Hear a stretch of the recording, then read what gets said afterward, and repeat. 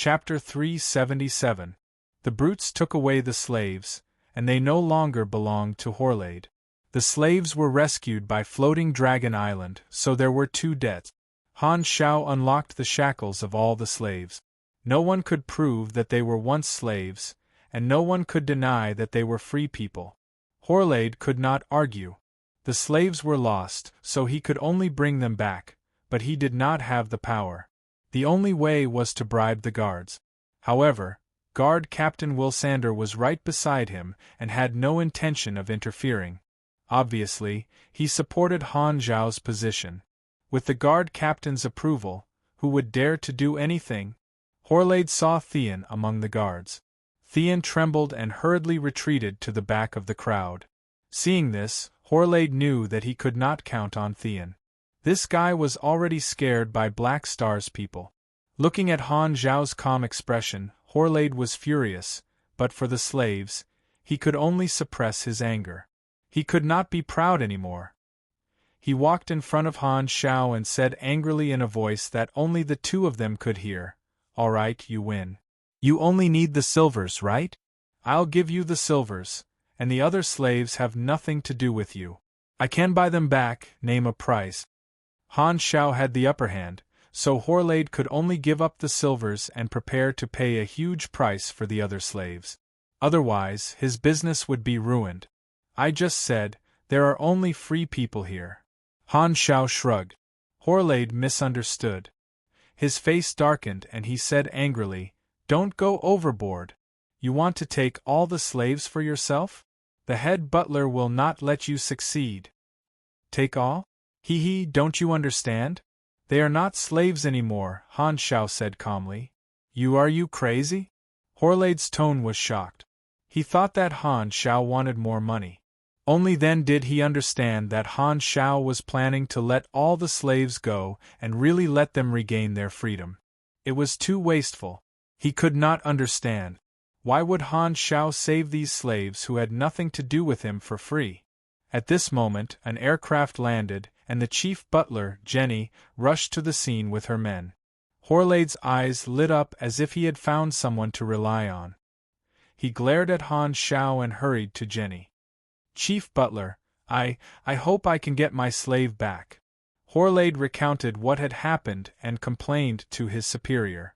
"The new Black Star wants to let my slave go. How can that be? He's looking down on you." "I understand." Jenny nodded and walked towards Han Shao. Horlade was immediately emboldened. He followed behind and stared at Han Shao with a sneer. Jenny walked in front of Han Shao and said, "Black Star, you did well. If you hadn't interrupted the enemy's plan, they might have succeeded. This would be a huge blow to the prestige of the Dragon Guards. Furthermore, it happened when Her Excellency Dragon Emperor was not at home. You did very well.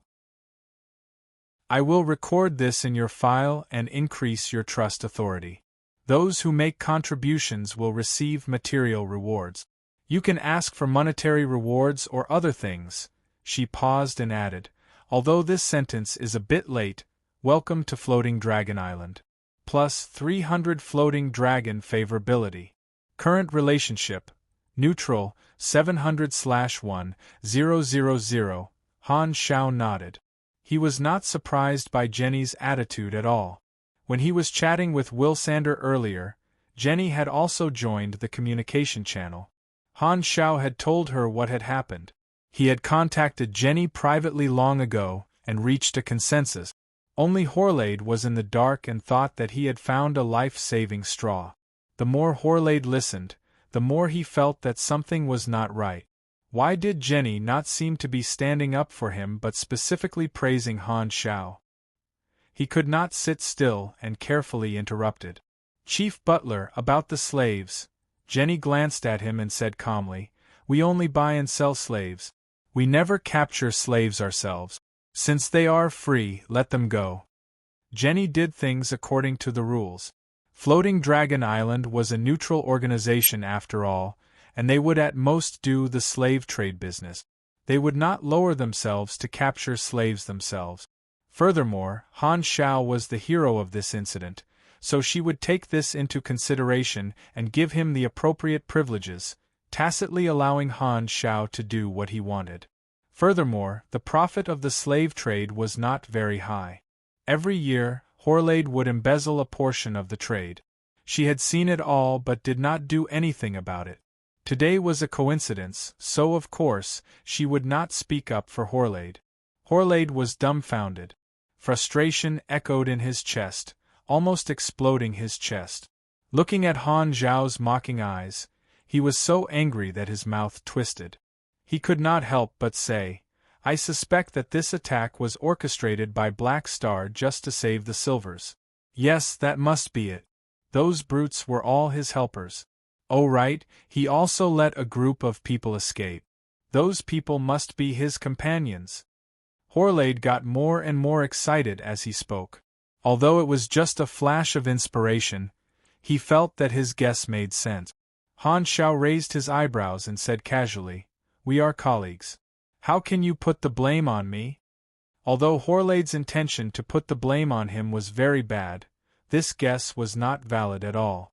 They had enough alibis, and it happened to come from Jenny.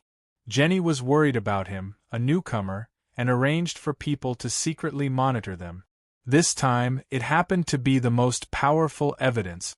Therefore, Jenny was not moved at all. She frowned and said, "Okay, this matter ends here. Horlade, you slandered your colleagues for no reason. You are temporarily suspended. When you calm down, I will assign you a new job." Horlade's heart was cold. He knew that the situation was set.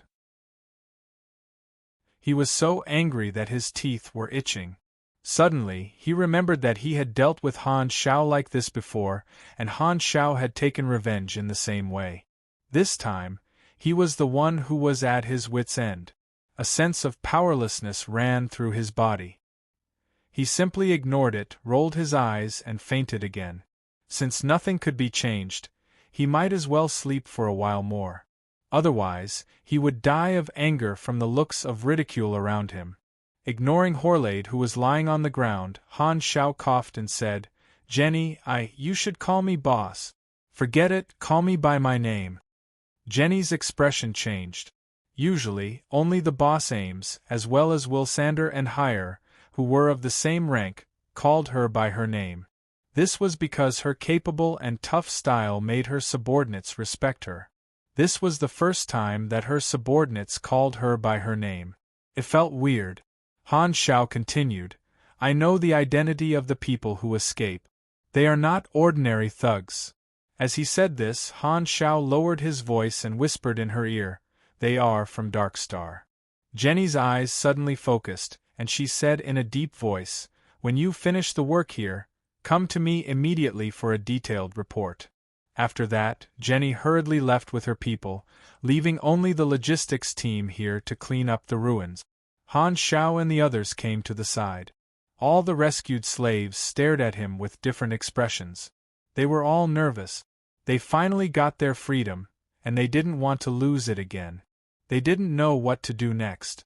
Han Shao walked out of the crowd, looked around, and said lightly, "My name is Black Star, the leader of the Black Star mercenary. Remember my name, I gave you freedom. You owe me a favor. Maybe one day when we meet again, I will need your help. You can go." All the slaves were stunned, and one of them asked in a trembling voice, Can we really leave?" Han Shao waved his hand, indicating that they could leave at any time. One of them carefully walked out, and after a few steps, he turned his head back.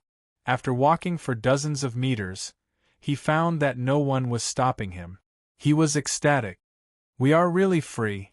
The people couldn't believe that freedom came so easily. However, the first slave who walked out didn't run away immediately. Instead, he turned around and bowed to Han Shao with gratitude. He said loudly, "Black Star, I will remember this name." The slaves left one after another with gratitude, showing Han Shao all kinds of etiquette. Han Shao didn't feel much, but the players behind him suddenly felt a sense of accomplishment and comfort. They held their heads high and felt that they had done a good thing. Herluz felt the most empathetic. He patted Han Zhao's shoulder and praised, "Well done. The members looked at Han Zhao's back with kindness in their eyes. At this moment, they felt a sense of approval for Han Zhao. For the players to like a character, other than strength, there was another condition: charisma and approval. Han Zhao had always created a positive image for the players, and his act of freeing the slaves raised his image again. Pork Bun recorded this scene faithfully. Han Zhao turned around and saw that there were still a few slaves of the same race who did not leave. "Why aren't you leaving?" These people were obviously familiar with each other, and they looked similar. They looked at each other, and one of them said, "We were originally mercenaries. We followed a small mercenary group and encountered danger during a mission. Most of the members died, and only we were lucky enough to escape. However, we were captured by slave traders and locked up for more than a year. Our group was destroyed long ago, and we have nowhere to go. We hope that you can take us in and give us a job. You are our savior, and we are willing to serve you." Chapter 378. Han Zhao was a little surprised. He had only planned to let the slaves go and thought that the slaves would be eager to return home. He did not expect that there would be people willing to stay. He asked them in detail and decided to take in the three of them. The three Volga brothers were from the Tamaharantines. This was a small civilization in the Shattered Star Ring. Their civilization level was equivalent to Sunil before the disaster, and they had a certain level of space travel ability. They were a magic-type civilization that focused on the psychic branch. Their race's specialty was telepathy, and they could complete the exchange of information by looking at each other. To a certain extent, they did not need to speak, and telepathy was the strongest between close relatives. The technological foundation of their civilization was the first demon mineral vein, and they developed a technological tree based on materials that contained magic as the energy source. They had a religion and a high fertility rate. They would mate, reproduce, and give birth to animals. The incubation time was about a year. Normal humans would give birth to one child at a time, but the Tamaharantines would give birth a few times in their lifetime. They had always been troubled by the problem of population expansion. The Tamaharantines looked similar to humans, but they were shorter, with an average height of 1.6 meters. They had white skin and natural runes on their bodies. The more eye-catching feature was their pure white eyes, which were like a whole piece of white crystal. The Tamaharantines had very high psychic talent. If they awakened, most of them would become psychics. The eldest and second of the three Volga brothers were both psychics, and the youngest was a mage. They were all grade C supers, around LV 70. Although their strength was average, they made up for the lack of classes in the mercenary group. This way, the mercenary group finally had 5 superclasses, making up for the lack of abilities. Mages can perform blessings and enchantments to add new abilities to machines, which can indirectly increase my combat strength. Han Xiaoxin was very happy.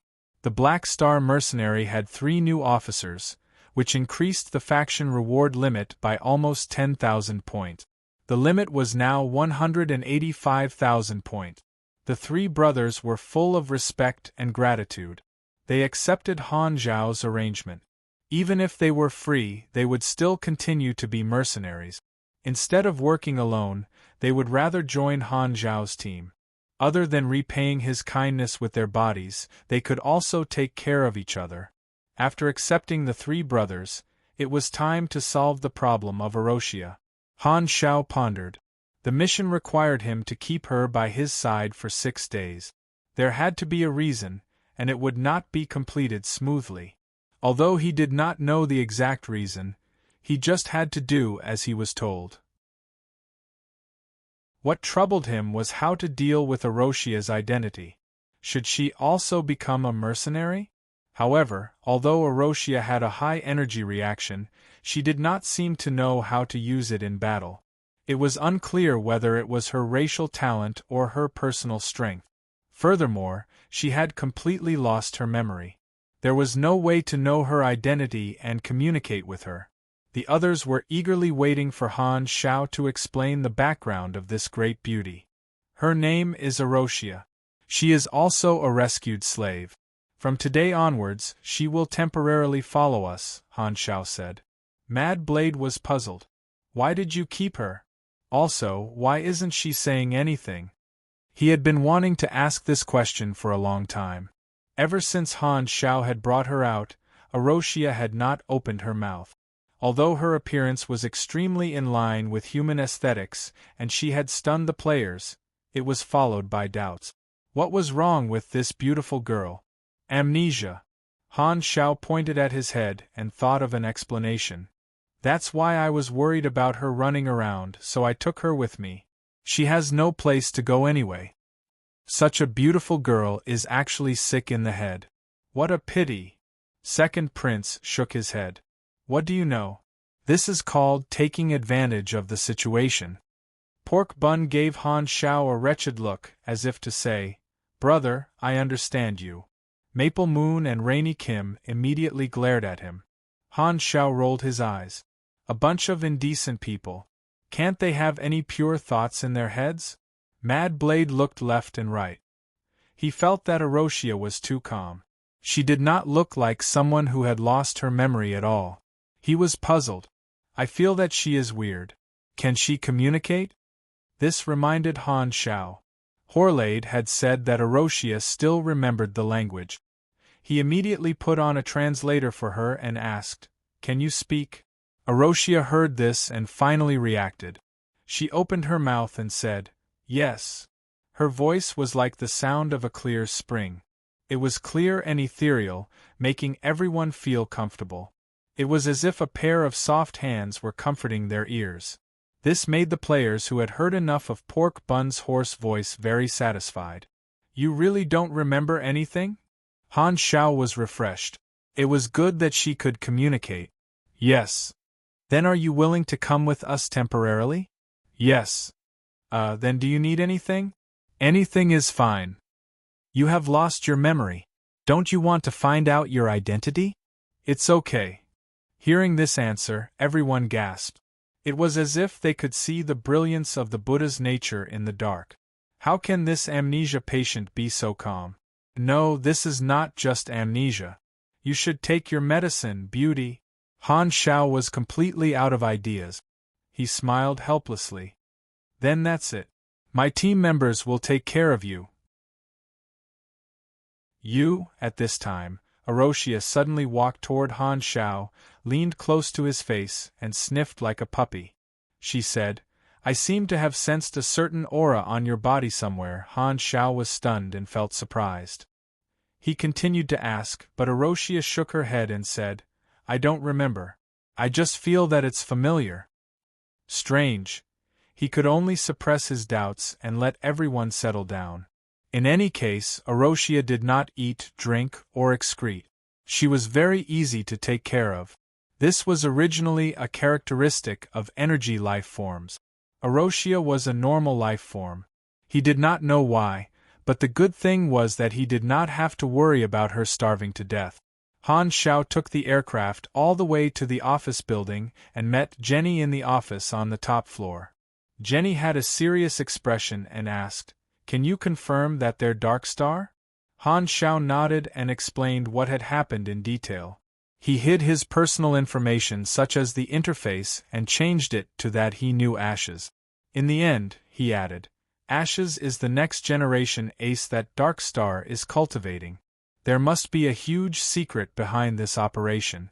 Although we're a neutral organization, and the conflict between Dark Star and Godora has nothing to do with us, they have to pay a corresponding price for daring to cause trouble on Floating Dragon Island. Jenny nodded, pushed her glasses, and said with a frown, Dark Star has always been peaceful with us.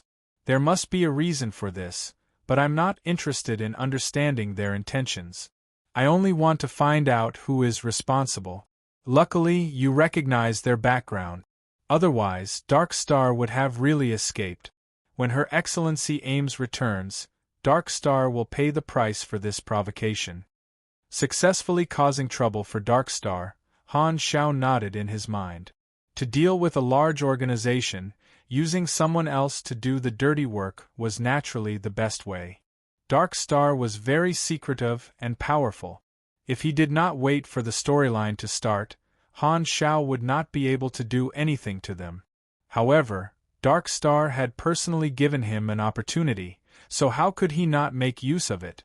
With Aim's personality and her recent bad mood, Dark Star could be said to have bumped into the muzzle of a gun. It was a pity that Ames was not on Floating Dragon Island at the moment. Otherwise, she would have directly killed Dark Star's future ace while he was still growing. That would have been a huge blow to Dark Star. Floating Dragon would not reveal any information and let Dark Star think that they were safe. They would then deal with them when the time came. Because Han Shao had joined Floating Dragon Island, he was able to borrow the power of one of the largest organizations in the Shattered Star Ring.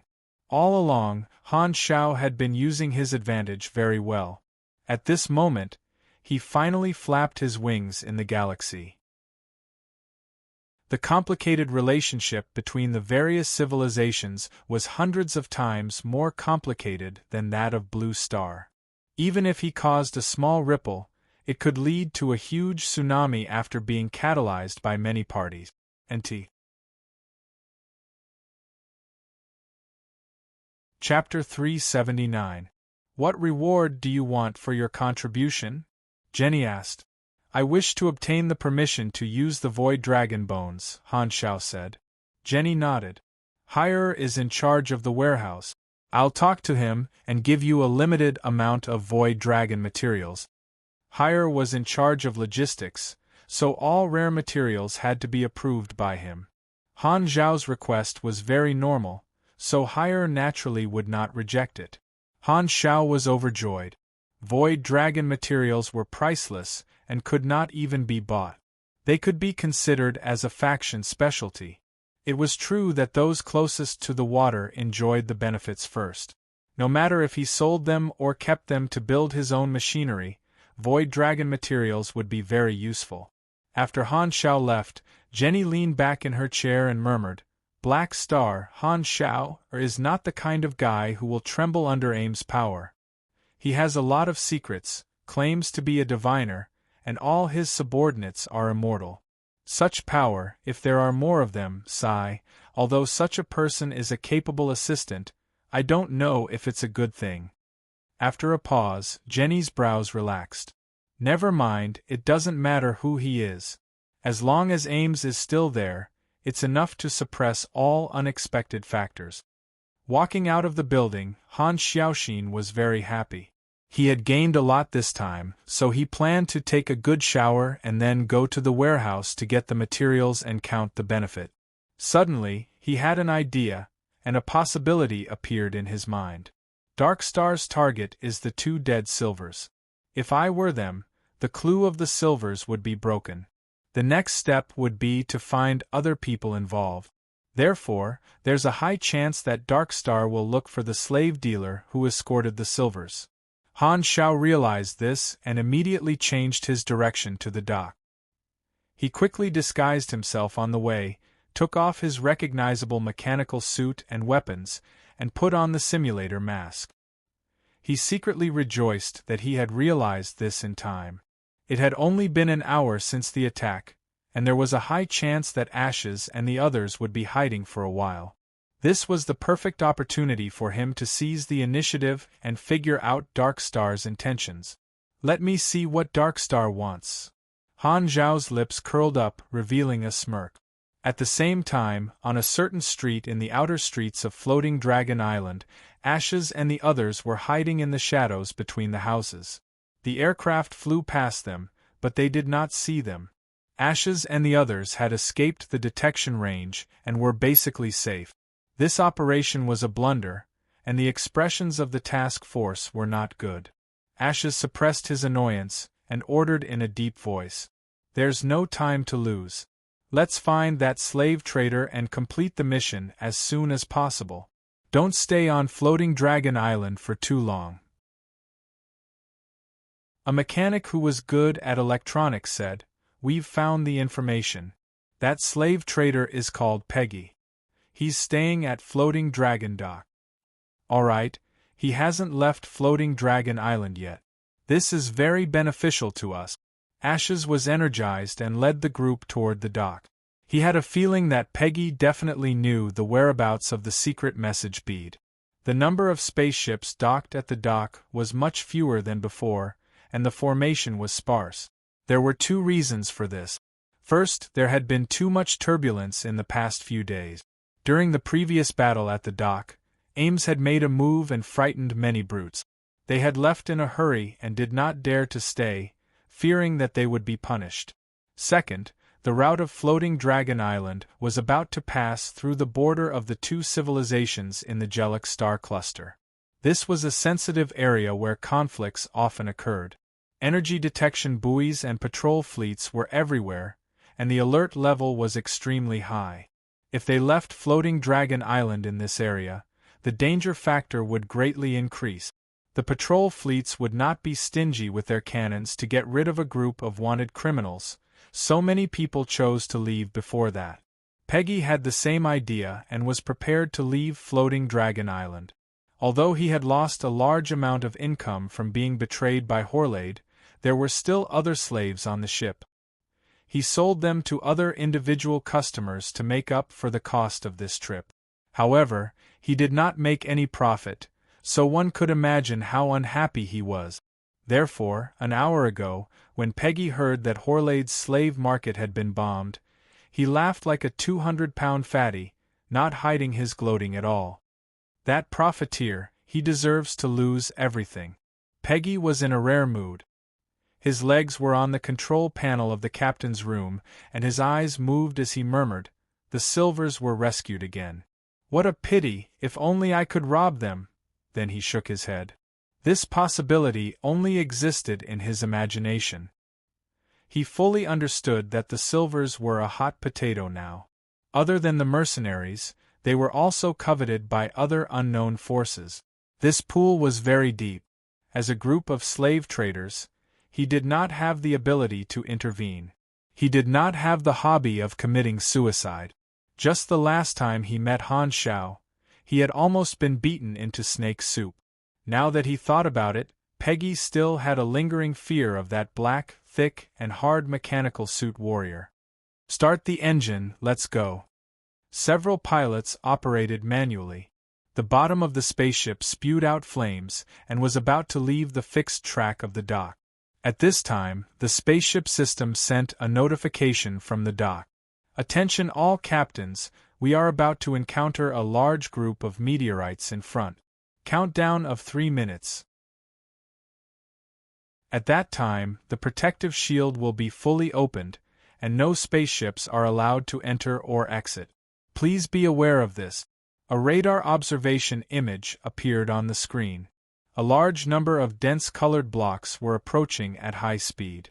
They were all meteorites. Under such circumstances, it was too dangerous for a spaceship to move alone. Peggy quickly asked people to turn off the engine and stay behind. He would rely on Floating Dragon's protective ability to survive this wave of meteorites before making a decision. The golden shield was activated. Floating Dragon Island used to be able to see the universe through the man-made atmosphere, but now the sky was completely covered in gold. The entire Floating Dragon Island turned into a rugby ball-shaped golden sphere. The plasma energy core was operating at the highest efficiency, and high-energy light arcs shot out from the surface of the golden shield from time to time. It was like a bait thrown by a star or a jumping python. The group of meteorites came head-on, covering the sky and the earth. They were of different sizes, and the largest one was about 1/3 of the size of the floating island. Floating Dragon Island rushed in head-on. Countless meteorites hit the golden shield, creating circles of golden ripples. The energy waves created by the collisions spread far and wide in the universe, leaving behind traces. On the floating island, there was an obvious vibration on the ground. Han Xiao happened to come to the dock at this time. He changed his outfit, took off his mechanical suit, and put on a hooded black robe that he bought from a shop on the street. He looked very mysterious. He changed his face with the simulation mask, so no one could recognize him. Coming to Peggy's spaceship port, Han Xiao turned on the communicator, searched for the nearby channels, found Peggy's number, and sent a communication request. To put it in a more down-to-earth way, it would be easier to understand. He did not add Peggy as a friend, so he could only search for people nearby. After a while, the communication was accepted. Peggy's face appeared on the screen. He asked in confusion, "Why are you looking for me?" "I have something to ask you about the silvers." Peggy's heart tightened. He originally decided not to interfere with the silvers, but he did not expect to be involved. He calmed himself down and asked, "Who are you?" "Dark Star." Han Xiao lowered his voice. He had deeper considerations to replace Dark Star. Peggy's expression suddenly became weird. His first reaction was disbelief. This stranger who came out of nowhere was not a hybrid Godora. He felt like he was just using Dark Star as an excuse, just like the silver who was thrown out of the spaceship. After all, Dark Star was quite famous in the Shattered Star Ring.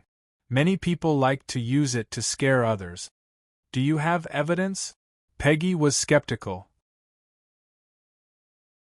Han Xiao pretended to be tough and said coldly, "I'm the one asking you now. The 2 silvers you threw out of the spaceship have something we want. As for my identity, I don't need to prove it to you.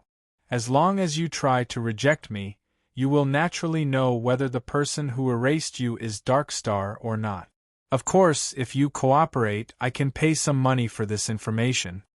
Because of the limited information, Han Xiao only said the 4 points that he had guessed before. However, it was a lucky hit. In order to survive, the carrier revealed the fact that he was Dark Star's emissary, and only a few people, including Peggy, knew about this. Peggy did not believe it at first, but when he heard what Han Xiao said, he immediately thought of the bead. Connecting the 2 party statements, most of them matched and he was shocked. What the F***ck? That silver can't really be Dark Star's emissary, right? He really came to me? Peggy's doubts were mostly dispelled. He was both nervous and excited. In his mind, Dark Star was the great pioneer who saved Godora. He had hit the jackpot this time. However, he killed Dark Star's emissary. Would there be a problem? Chapter 380. After hesitating for a while, Peggy felt that it was better to believe it than not, so he said truthfully, "A silver claimed to be a messenger from Dark Star. I found a black bead on him. I didn't know what it was, but I thought it was a treasure, so I took it with me. However, a few days ago I lost the bead during the battle at the dock. It might have been picked up by someone. Because the bead was not with him, there was no loss in telling the truth. The other party was probably a Dark Star. Not to mention that he was his idol, just based on Dark Star's style of doing things. If he refused to disclose the information, the consequences would be predictable. According to the risk assessment, compromise was the safest." Han Xiao narrowed his eyes. "Bead? What is that? Why have I not heard of this in my previous life? Is it a hidden plot?" Han Xiaoxin's heart moved. It seemed possible. Dark Star sent Ash's representative with great importance. Maybe it was a large-scale secret mission that no one had triggered in his previous life. "You are very cooperative. I will pay a certain reward for the information." "There is no need for the reward. I just want to join Dark Star." Peggy rubbed his hands and said. Hearing this, Han Xiao suddenly understood. No wonder Peggy did not bargain before the information was revealed. It turned out that he was a potential supporter of Dark Star. Back then, when he saw that Peggy was a mixed-blood Godora, Han Xiao had a guess. He chose to replace Dark Star's name, not only to cause trouble, but also to try his luck, and he actually won. In fact, the reasoning was not difficult. Peggy was a mixed-blood Godora and a wanted criminal who did not tolerate order, so his political orientation was more likely to support Dark Star. Han Xiao dared to use the name of Darkstar because he considered that Ashes would hide his true identity in order to keep it a secret. Even if Ashes came to ask first, he would use another identity. If he used the identity of a mercenary, Peggy would definitely hate them. He might not get the information and might even expose himself. With a cough, Han Xiao pretended to be serious. I can see your conviction. You are a god or a person with a sense of awareness. Our great cause needs hot-blooded people like you. Without waiting for Peggy to be happy, Han Xiao changed the topic. However, we have strict screening procedures for newcomers to prevent spies from sneaking in. It just so happens that I need your help with something. There is another force on this floating island that is secretly competing with us for this pearl. Before me, has anyone asked the same question as me? No. That's good. We're one step ahead of them. This is your chance to contribute to the organization. Later, they'll probably come to you and ask you the same question as I did. Just tell them that the bead has been thrown into outer space. Han Xiao held back his laughter and said, After you complete this task, Darkstar will accept you at the right time and take you to a secret base to receive formal training. I understand. Peggy was convinced and his expression was solemn. He did not expect the pool of silvers to be so deep. He could not help but be curious about the secret of that pearl that would attract a major force to secretly compete for it. At the same time, Peggy was also annoyed. If he had noticed the extraordinariness of the pearl at that time, he might have been able to obtain greater benefits and would not have done such a thing. However, it was too late to regret now. After ending the communication, Han Xiao turned around and left the dock. He waited until there was no one around before changing back to his original outfit. So, what Darkstar wants is a black pearl, but its whereabouts are unknown. Although there were gains, the information was still very little. If he followed the normal method, the clues would have ended there. However, Han Xiao did not take the normal path. Since I know what the target is, I'll try using the Destiny's Child card. Hopefully, it'll be worth it. Han Xiao decided to use the prediction card. At least, he had to know what the target was. Although Peggy's information was scarce, it happened to meet the conditions. You have used character summon card, Destiny's Child. Number of uses / the familiar hazy fog appeared, like a scene from a dream. Han Xiao's gaze passed through the fog, and a black pearl appeared in front of him. It was caught in a palm. Looking up along the arm, a handsome face was fixed in Han Xiao's eyes. After a full 2 seconds, the image shattered and returned to the original environment as if he had experienced an illusion. Li Go! Han Xiao's eyes widened. He really did not expect that the pearl would be picked up by a player, and by this naughty kid at that. No wonder it was not given to him. Just 20 minutes after Han Xiao left, Ashes arrived late, rushed to the dock and found Peggy. Peggy remembered Han Xiao's instructions, and his expression changed slightly. As expected, Darkstar's competitor came so quickly. Who are you? What do you want? I'm a mercenary, and my employer is a silver. The captives have been saved, and you're no longer our enemy. Now, I have something to ask you. Did you kill 2 silvers? We want to know the details, and for that, I can pay a certain amount of information. Ashes chose to pretend to be a mercenary. Only mercenaries knew about the 2 dead silvers, so it was reasonable to ask about his motive. Otherwise, it would be easy to arouse suspicion and be reported as the murderer who attacked the slave market. In his impression, he had not been exposed, and no one knew about their identity as Darkstar. However, his choice happened to form a coincidence. Han Xiao and Ashes mysteriously swapped identities. Peggy believed it even more. He thought that Han Xiao was Darkstar, and Ashes, who really belonged to Darkstar, was regarded as the enemy of Darkstar. What was more coincidental was that because everyone only had a part of the information, Peggy and Ashes were kept in the dark. Only Han Xiao could barely see the truth. His trick made the two of them deviate from the path to the truth. "You're a mercenary?" Peggy's eyes were filled with hatred. "It was the mercenary who made him lose a lot of money, and you still want information? If it wasn't for Darkstar's order, I wouldn't even care about you," Ashes said at the right time. "As long as you're willing to answer, I can pay 50,000 for the information to make up for your loss. This is a lot of money." Darkstar was rich. Ashes directly transferred 10,000 as a deposit and was confident that he could make Peggy talk. Even though Peggy was not a money grubber, he was shocked by this generous offer. He did not look like a mercenary at all. He rolled his eyes, pretended to be moved by the money, and talked about the process of capturing the silvers, only hiding the secret message bead as a test. Sure enough, Ashes heard until the end and found that the information he wanted was missing. He had to point out the target and said, "Did you find a black bead on those two?" "What bead? I've never seen it before. I threw them out of the spaceship and didn't bother to waste time searching them.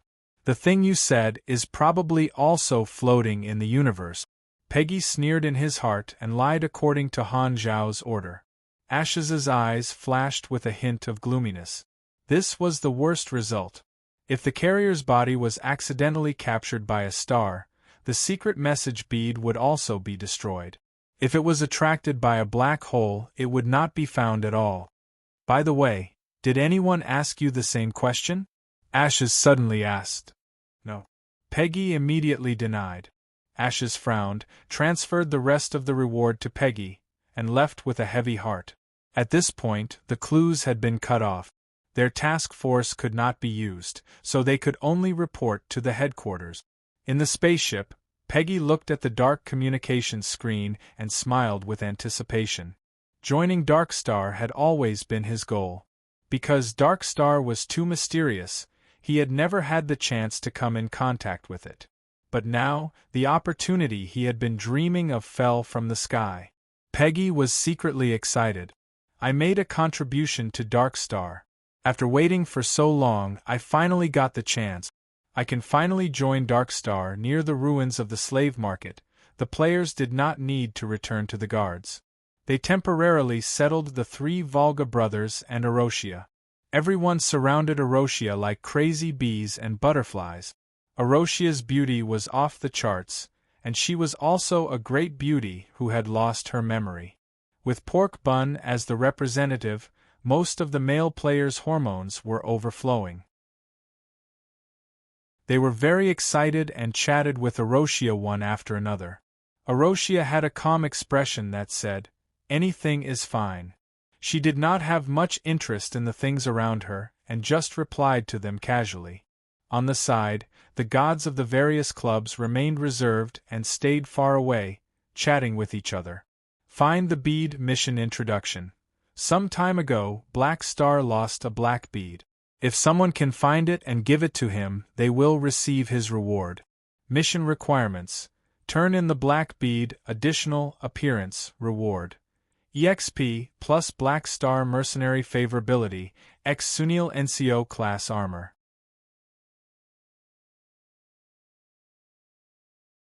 Chapter 381.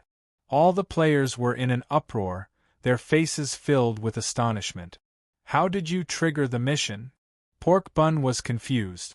It should be a sudden mission, but why did Han Xiao only realize that he lost something important now? Maple Moon pinched her chin and pondered. Unfortunately, the other players were focused on different things. They did not ask for the reason, only the reward. "It's NCO class armor." Second Prince's eyes lit up. This was one level higher than their enlistee class armor. Everyone wanted it. A competitive mission. How Tion's expression froze. Suddenly, he felt the ground tremble. He turned around and saw Frenzied Blade jump out without hesitation.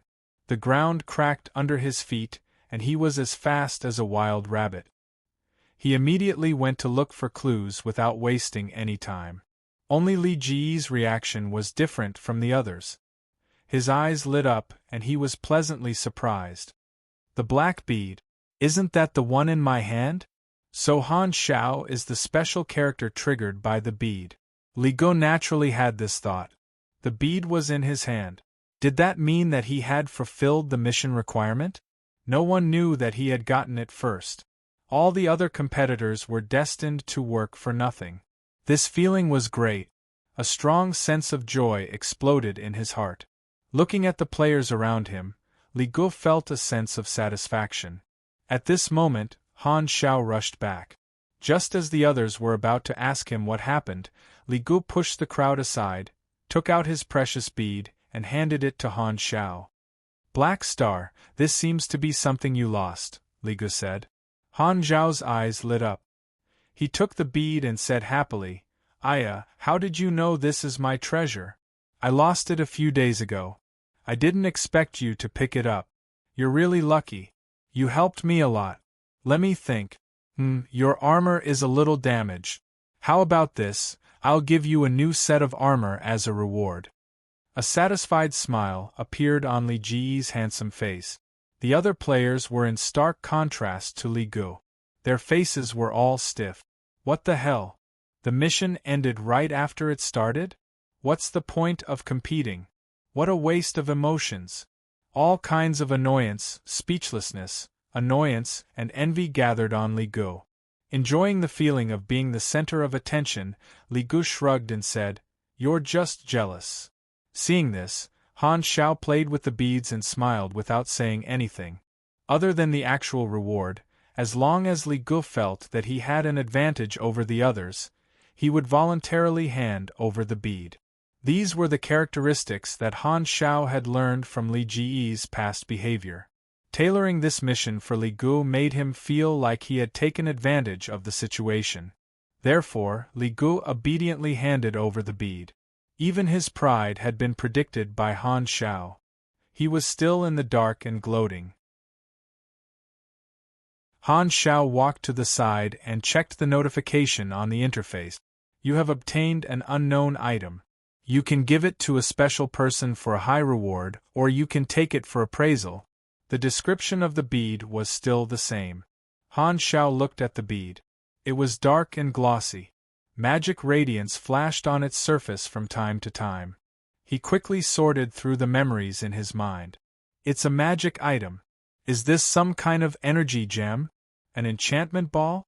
Well, it doesn't look like either. Since Darkstar values it so much, this bead should be more precious. Maybe it's a secret message bead?" Han Xiao thought to himself. The secret message bead was equivalent to an advanced safe in the magic category. It could only be opened with a special password. The security mechanism was a precise sealing magic array. The circuits of the magic array formed a maze-like lock. Only the password could trigger the array eye. It was very complicated. Of course, since there was a safety mechanism, there was a corresponding way to break the safety mechanism. Using a large magic array deconstructor to analyze the magic lock, or manually unlocking it with a high-level mage to pry open the secret message bead. What's important is not the bead but what's inside, Han Xiao guessed. Originally, he thought that the bead would trigger the hidden mission, but it seemed like the secret message bead was just a prerequisite. He would not be able to guess Darkstar's purpose with just one bead. Only by taking out what was inside would he be able to unlock the next step. The description of the item said that there were two ways to use it. One was to give it to a special character. Li Go had no clue, but Han Xiao was different. Darkstar or Godora were most likely special characters. He could use the bead to exchange for rewards and decide which side he was on. If he appraised it, he should get a hidden mission. No matter which one he chose, the initiative was in his hands. Han Xiao smiled and felt very comfortable. At first, he was only hired to rescue the silvers. He did not expect that after so many twists and turns, not only did he join Floating Dragon Island, but he also ruined Darkstar's plan. Now that the secret message bead was in his hands, Darkstar was misled by the wrong information and was already eliminated. The result was good. In the prison of Floating Dragon Island, the people of the three mercenary groups were either sitting or lying down, resting in their cells. After such a long wait, the topic was already dry.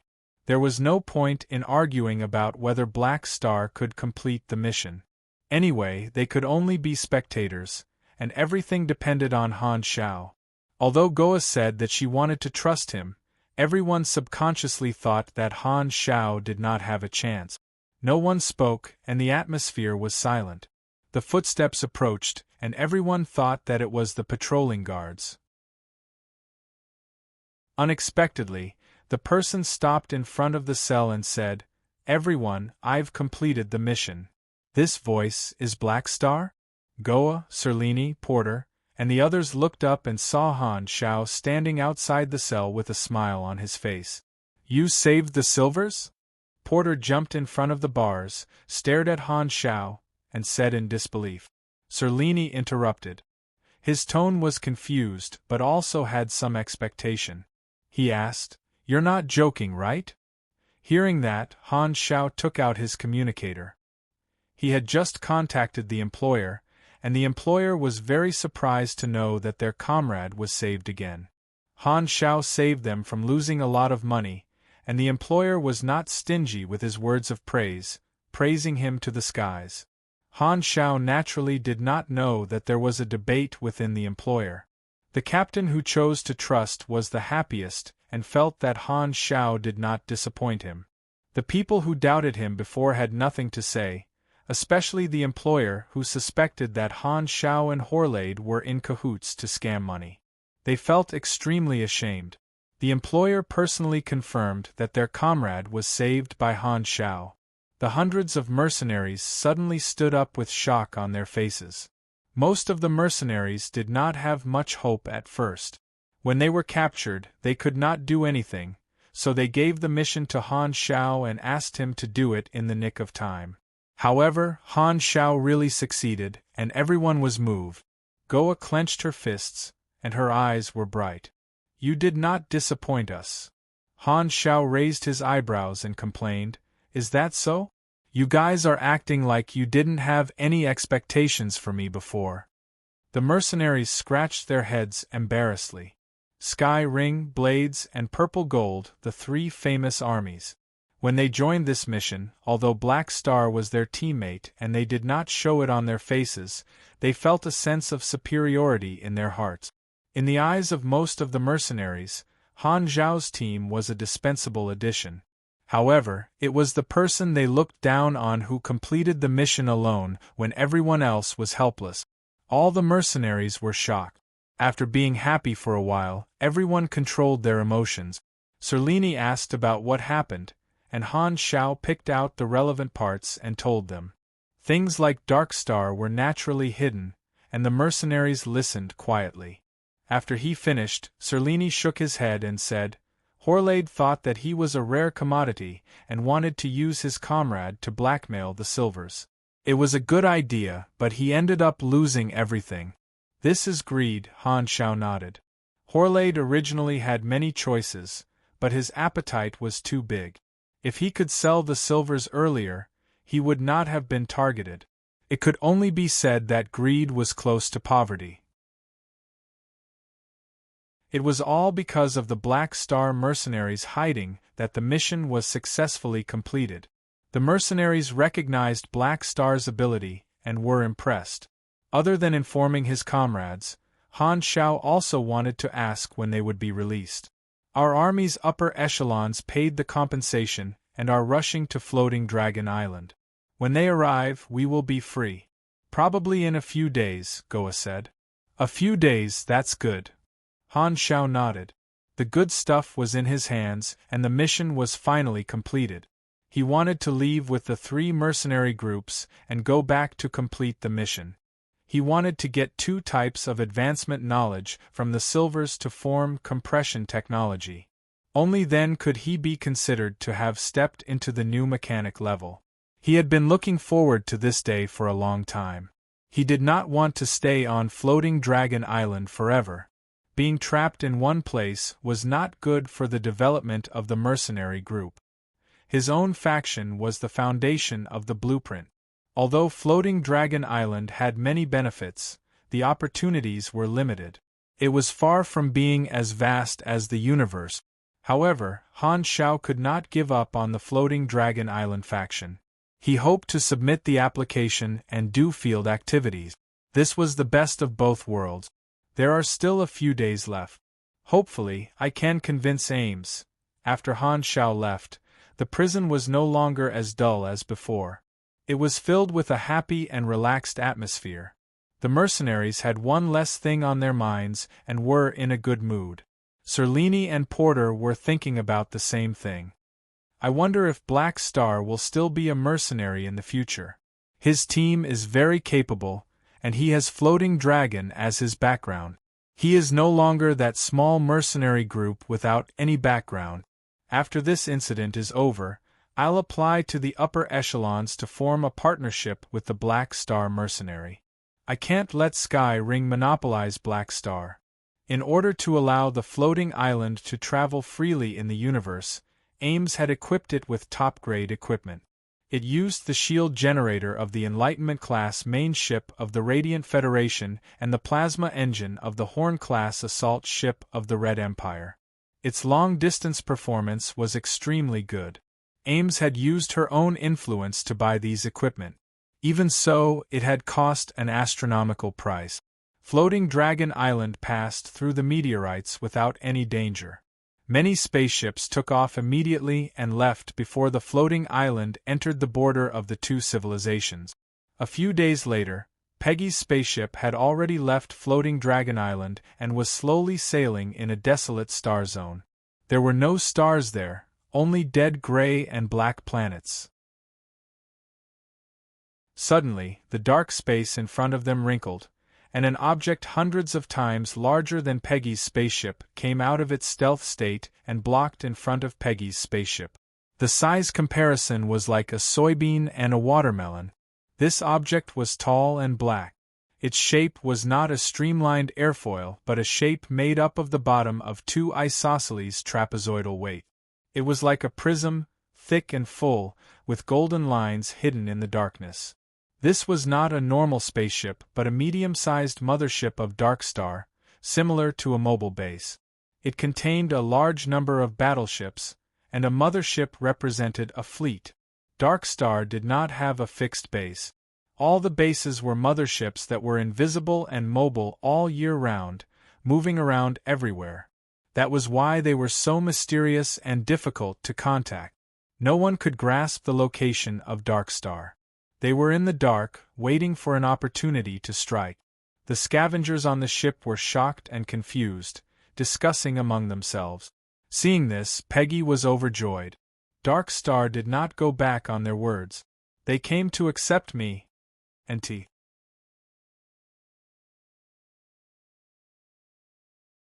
Chapter 382. At this moment, Peggy thought that the Darkstar mothership had specially come to accept him. For him, Darkstar actually made such a big scene. He felt the importance of Darkstar and was moved to tears. He could not wait to shed his blood the next moment. Two small capture ships detached from the Darkstar mothership and surrounded Peggy's spaceship, facing each other from a distance, shooting cone-shaped gravitational capture rays at each other, forming a net, grabbing Peggy's spaceship and bringing it to the mothership. Peggy turned off the system warning and cooperated obediently. The spaceship inserted into the connection channel, and the mothership's captain waited at the entrance of the channel with his troops. Just as he was about to use his ability to tear open the door of the spaceship, Peggy opened the door and walked out himself. Looking at the uniform Darkstar God aura, he was excited. Finally found the organization. Peggy's tone was excited. I've been waiting for you for a long time. The Darkstar warriors originally had a cold face, but now they could not help but look at each other with a blank face. This was the first time they had seen the target not only not resist but also take the initiative to cooperate as if he was home. This person was not afraid of death. Courageous! The captain nodded approvingly, then waved his hand and shouted, "Capture him!" The Darkstar warriors swarmed up, and Peggy was pressed to the ground and disarmed. Thinking that this was the welcoming ceremony of Darkstar, he said loudly and confidently. "Don't worry, don't doubt my loyalty, I will definitely not resist." The subordinate said with a sad face, "Boss, I think they're serious." Peggy glared at him angrily. "Shut up. What do you know? This is a way to test loyalty." Hearing this, the Dark Star warrior holding Peggy could not help but sigh. "If only everyone could cooperate like you, how much trouble would that save?" The scavengers were taken to the prison and tied to the black metal execution post. The captain paced and said coldly, "I need you to answer my question honestly. Among the silvers you captured, one of them carried something we need, a black bead. Where did that bead go?" Although Ashes had obtained the answer, Dark Star was never one to listen to one side of the story. It was not the principle of a terrorist organization to give up easily. After Ashes reported to the headquarters, this Dark Star mothership on standby in the Fawn star system immediately jumped over and intercepted Peggy. Their first target was Peggy's spaceship route recorder. They would start searching from the route where the silvers were dropped to save time. The second was to interrogate Peggy. Dark Star believed that torture could get more information than normal questioning. He believed that pain could make people honest. Peggy was stunned. "Didn't you ask me?" "Indeed, I want you to say it again." "You," the captain subconsciously replied. But then, he suddenly paused, and his expression changed dramatically. "Wait a minute." He thought that Peggy was referring to Ashes, but on second thought, Ashes was using the identity of a mercenary. How could Peggy recognize that Ashes was a member of Dark Star? Ashes, who was listening at the side, widened his eyes in disbelief. "How could it be exposed? I didn't reveal any flaws." "How did you know that the person who asked was a member of Dark Star?" The captain grabbed Peggy's neck and slowly increased his strength. Peggy's face turned purple, and he could barely breathe. "They're the person who asked, claimed to be a Dark Star emissary." Cough, cough, cough. Ashes frowned. "Captain Sirota, let go. He's about to be strangled to death. Let him tell the whole story." Captain Sirota stepped back, and Peggy coughed loudly as if he was going to cough out his lungs. He finally realized that something was wrong. With a hoarse voice, he repeated with fear, "The mysterious hooded man who claimed to be a Dark Star emissary was the first to find me. His goal was also the black bead. I told him the whereabouts. I've always admired you guys, and he promised to let me join Dark Star. Then, he said that later, another force would also come to ask about the bead. He asked me to deceive the next group of people. Not long after, a man who claimed to be a mercenary came. I sent him away according to the Dark Star emissary's explanation. A man who claimed to be a mercenary? Isn't that me?" Ashes came back to his senses, and his face became as ugly as excrement. His tone suddenly turned cold. "So you lied to me?" Peggy's expression changed drastically. "What? You're the guy who claimed to be a mercenary? You guys are Dark Star, and that Dark Star emissary is a fake." Sirota and Ashes's expressions became serious. The situation suddenly became complicated. It turned out that another mysterious force was also eyeing the secret message bead, and they even dared to use the name of Dark Star to cheat others. They were really tired of living. This was a provocation to Dark Star.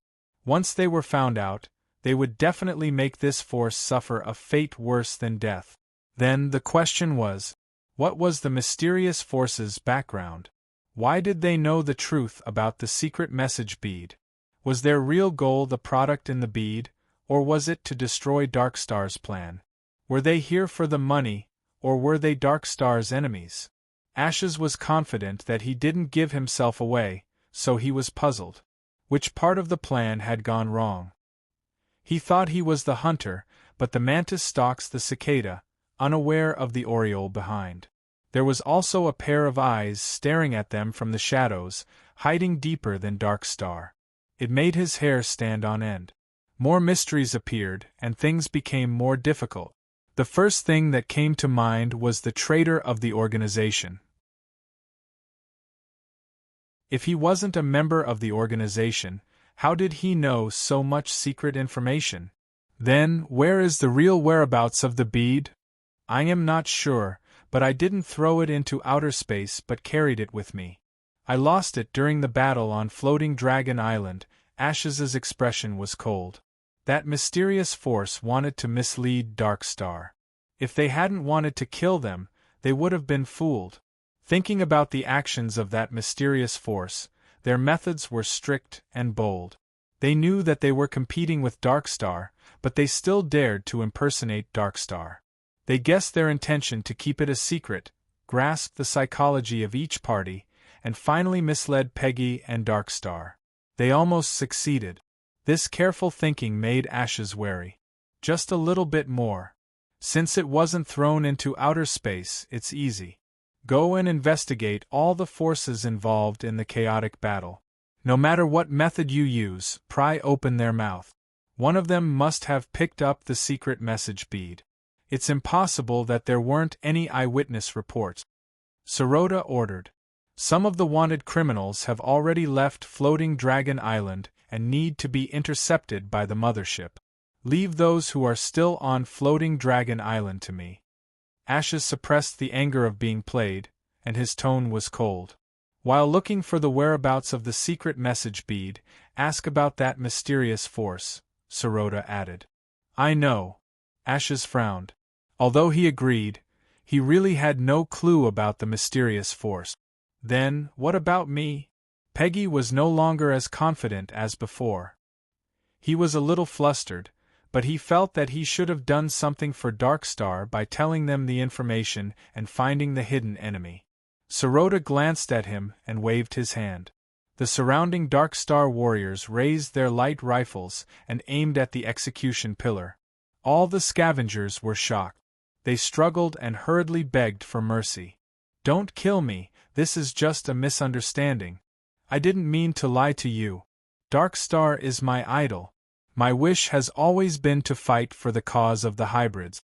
Please let me join you, Peggy explained loudly while trembling. You really want to contribute to Darkstar?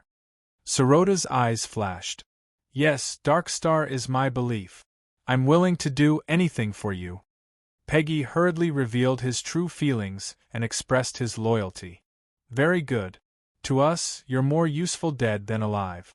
Darkstar thanks you for your contribution, Sirota said with a cold smile. Silencing people was the biggest purpose of Darkstar's trip. The fewer outsiders who knew about the whereabouts of the secret message bead, the better. The light rifles shot out lasers, and the scavengers were hit with melted wounds one by one. Their screams reached the peak first, then they quickly weakened and lost their breath. The lasers were magnified in front of their eyes, and their vision became white. Peggy opened his eyes wide and screamed. No! Wounds covered his whole body. Peggy's head tilted and his eyes were wide open. He died with a grievance.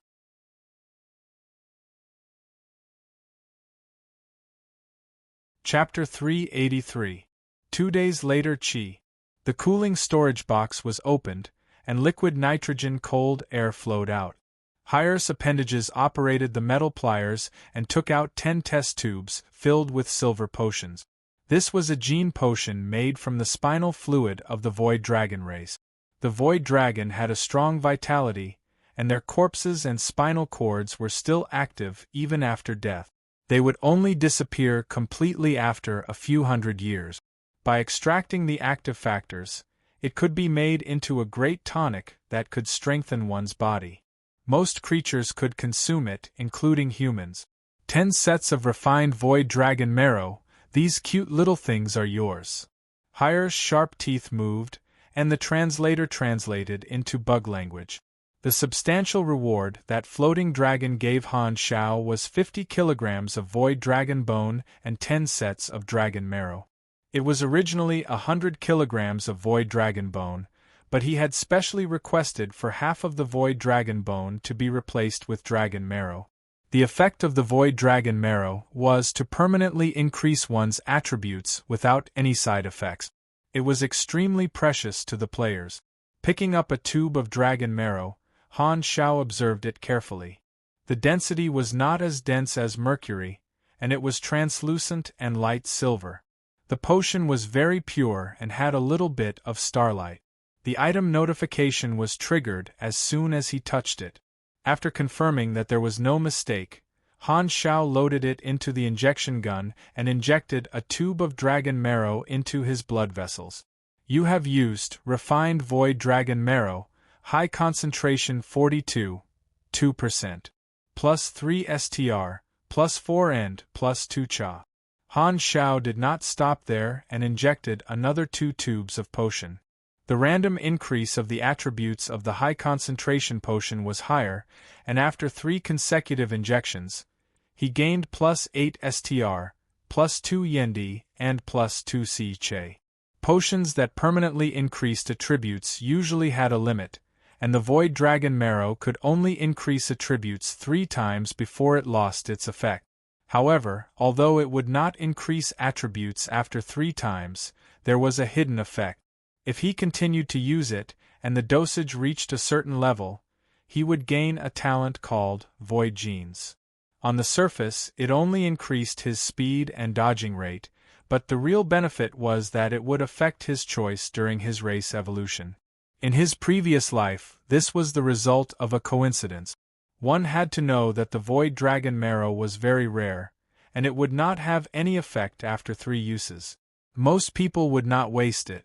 Han Xiao could not help but thank that rich tycoon. Otherwise, no one would know this secret.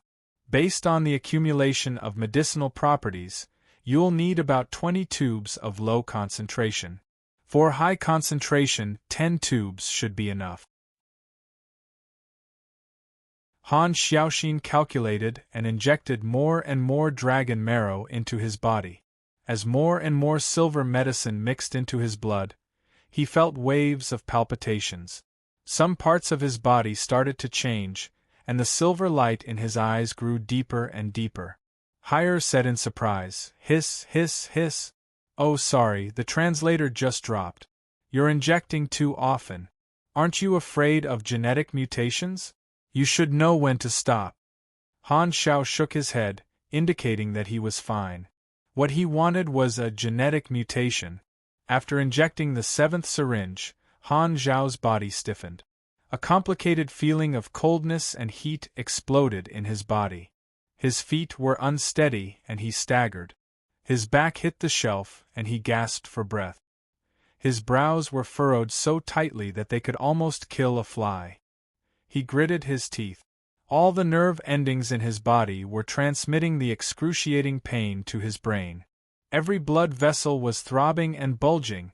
You have received talent Void Genes. After a while, the pain lessened. It felt like a century had passed. Han Xiao heaved a sigh of relief and wiped away the cold sweat on his forehead. Suddenly, he touched a bulge. It felt a little hard, like a scale. He took out a mirror and looked at it. His pupils became silver, and there did not seem to be any abnormalities between his eyebrows. However, he clearly touched a diamond-shaped skin that had hardened. When he activated his energy, the cells in his body became active. This diamond-shaped skin turned from flesh to bright silver. It was very obvious. Whoa! Guanjianku Erlang Xian? Han Xiao was amazed. Not only did this silver mark not ruin his handsomeness, it even made him look more fashionable. If it shone a little brighter, he would be able to imitate Solar Fist. This was a new organ produced by genetic mutation, and it was also a change brought by Void Genes. It could be used to increase one's perception of space. Han Xiao had obtained this molding talent a long time ago, and it had accompanied him through all kinds of dangers. The last time, he had injected another type of genetic agent. This time, the Void Dragon Marrow had allowed this BSS molding talent to evolve again. The conversion ratio between Yendi and HP had increased from 5 to 30, doubling it and giving him an additional 25% resistance. This was a complete surprise. Players could not have molding talent. This was the first time Han Xiao knew that molding talents could be upgraded. His maximum HP had increased by more than 4,000, which was equivalent to 1/3 of his original HP. I've left a trail of dust behind me on the path of meat and will never return. Han Zhao's eyes lit up as he speculated. More precious genetic agents can increase the level of enhanced life force. If you want to level up, you have to inject more genetic agents into your body. However, genetic agents can't be used carelessly. Otherwise, it will cause a rejection reaction that will cause gene mutation or even gene collapse. The best choice must be something like this that has no side effect. This discovery gave Han Xiao a new idea, and his need for molding talents became even more urgent. Unfortunately, it was not something that could be obtained just because he wanted it. He kept the remaining 3 dragon marrow. This kind of precious item could be used as a favorability bait.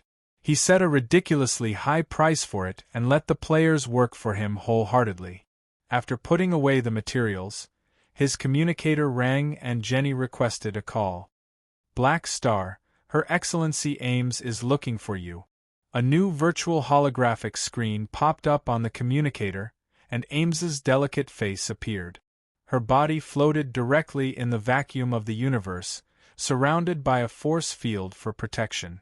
Behind her, countless rays of light surged and seemed to fill up every inch of space. It was no less than the scene of a galactic fleet firing lasers at the same time. It seemed like she was fighting a strong enemy. However, all the rays of light were bounced off by an invisible force field barrier and bombarded onto a desolate planet below. It was obvious that the battle had lasted for a while. 1/10 of the desolate planet had collapsed, like an apple that had been bitten. The broken meteorites and dust swirled around the planet, mixing with the escaping gas and forming a cloud ring. It was estimated that the planet would have died billions of years earlier if the battle had continued for a while. No, this should be called a young man dying prematurely, and a beautiful woman had a short life. With just a glance, Han Xiao could confirm that Ames was fighting with another beyond Grade A of the Shattered Star Ring. In less than 3 days, the Galactic News would definitely broadcast the following content: Frowny Face, Shattered Star Ring News. 2 supers are willfully fighting each other. An innocent planet has met with misfortune. Beyond Grade A supers are maliciously destroying the environment. The Planetary Protection Association strongly condemns. Today's Planet Code cancellation list. Speaking of which, it seems like because of my news, Ames was in a bad mood and found someone to fight. What a pity for a young planet. Han Zhao's eyes twitched. He coughed and asked, "Your Excellency Dragon Emperor, what mission do you have for me?" Ames opened her mouth to speak, but there was only silence. She woke up and controlled her force field to grab a cloud of gas from the planet, creating a large force field to cover herself before speaking. "I heard Jenny's report. Your team has excellent combat ability, so it's a waste to stay on Floating Dragon Island. Anyway, you were originally a mercenary, so I approve of your outside activities. I have a mission for you. You've seen my teacher before, so help me find out more about him," Ames said. He had made a request to Jenny a few days ago, using the excuse that Floating Dragon Island had enough manpower and that it would be a waste for him to stay on Floating Dragon Island. Floating Dragon Island only had 3 management positions: guards, butlers, and logistics. It just so happened that they lacked field troops, and the undying Black Star mercenary was the best choice. At least they would not have to worry about losses. Jenny felt that it made sense and reported it to Ames. Ames had never doubted the people she used, so she was not worried that Han Xiao would leave her after leaving Floating Dragon Island. Han Zhao's eyes sparkled. Not being trapped on Floating Dragon Island was great news, and it would not delay the growth of his mercenary group. Although Floating Dragon Island was good, he had joined because he had no other choice. As long as he could move freely, this problem would be greatly reduced. After finalizing the result, Han Xiaoxin hung up the communication. The upper echelons of the three armies would arrive soon, and he would be able to go back with them to hand in the mission. Everything went smoothly today. Han Xiao had a happy expression on his face. Could it be that his luck had finally changed? Arosia was waiting at the door. Han Xiao waved his hand and brought her out of the warehouse. He was worried about letting Arosia run around alone, so he always brought her with him when he was free. They entered an empty street. After walking for a while, Han Xiao's relaxed expression suddenly disappeared, and he frowned. He felt that the atmosphere was weird, so he shielded Arosia behind him and looked around vigilantly. "Your senses are not bad." A person's voice sounded out of nowhere. It had a cold tone of judgment, and it was filled with confidence in his own strength. Han Xiao felt that the voice was familiar. At the same time, hard walls suddenly extended from the ground around them, covering the sky and trapping the two of them inside like a cage. The warriors of the Dark Star Task Force appeared and surrounded the two of them.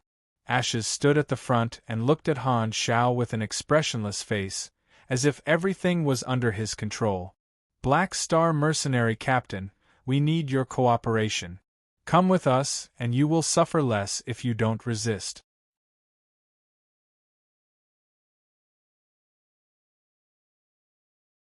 Chapter 384.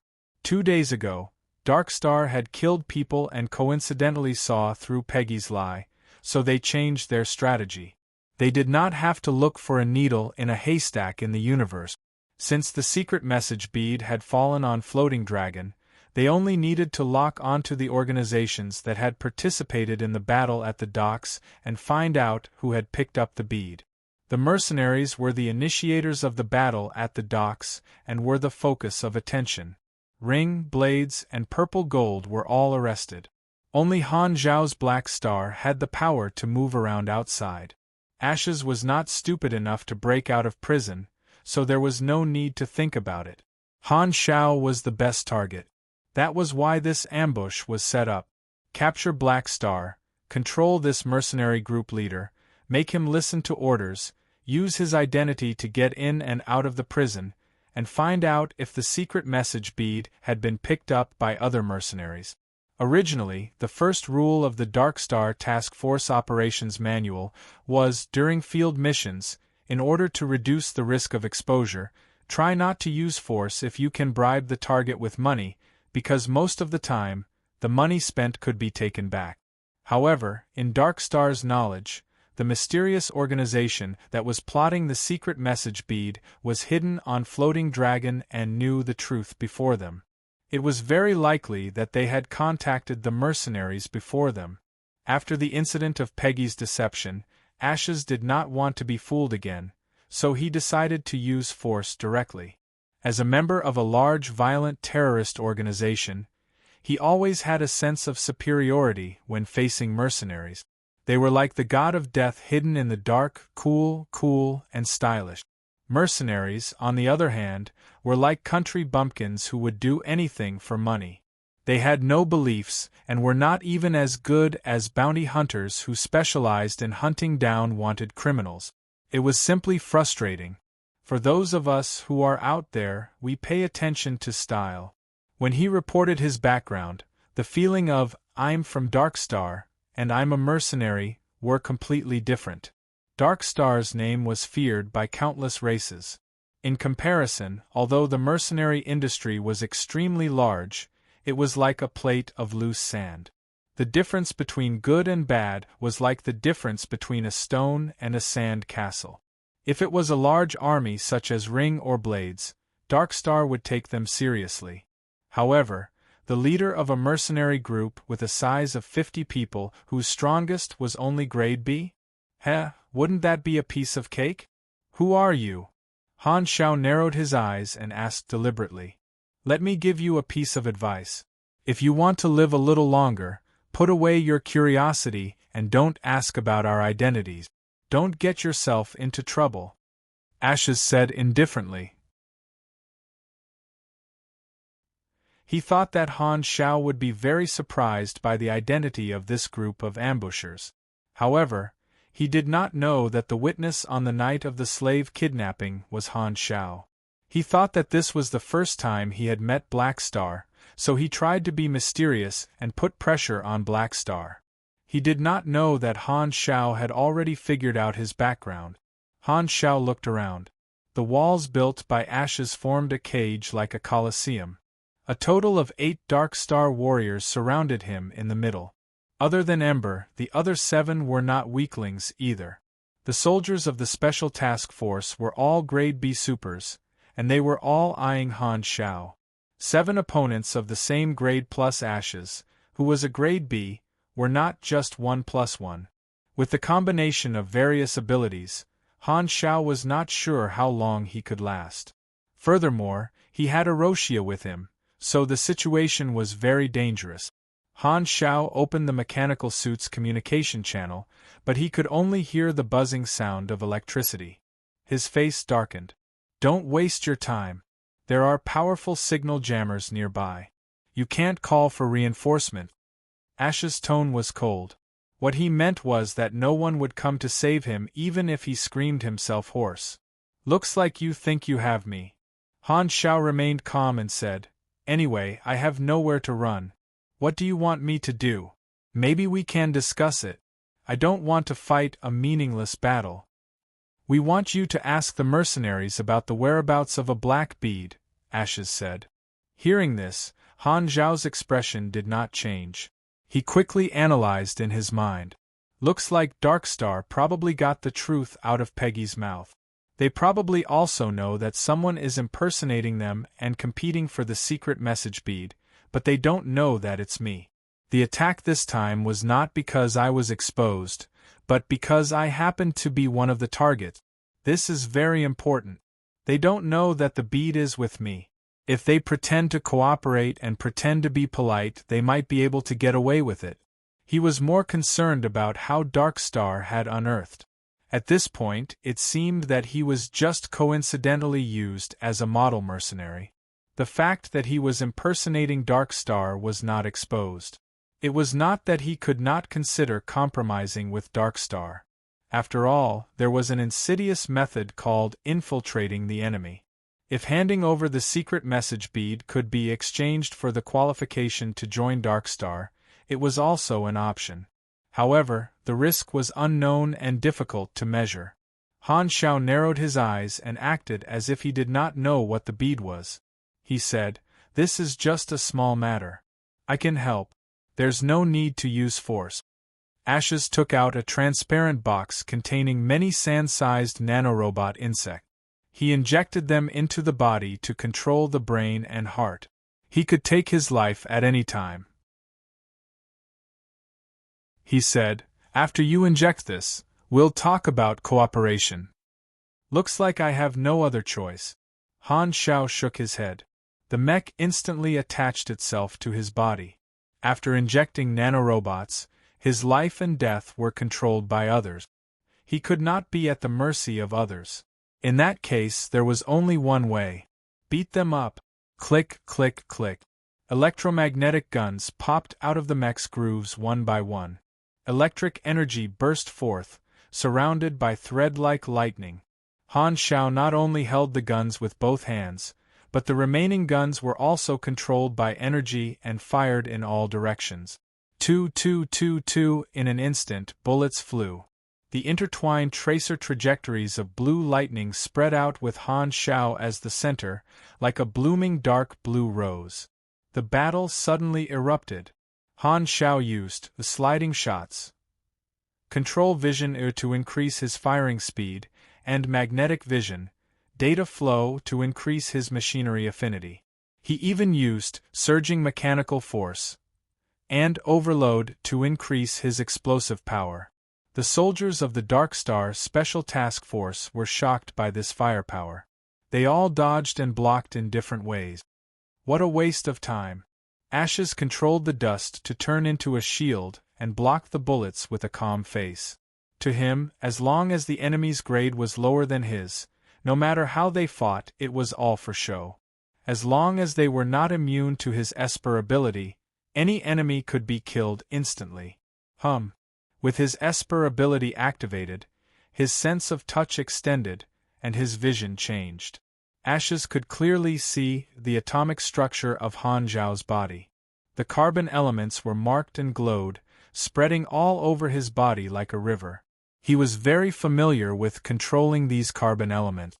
He had done this countless times before. However, Han Zhao's body seemed to have turned into a mountain in a trance. His Esper ability, which had always been successful, actually failed. He could not control the carbon atoms in his body at all. His structure was extremely tight and unshakable. The calmness on Ash's face was instantly broken and replaced by shock. "It's you." Ashes stared at Han Zhao in shock.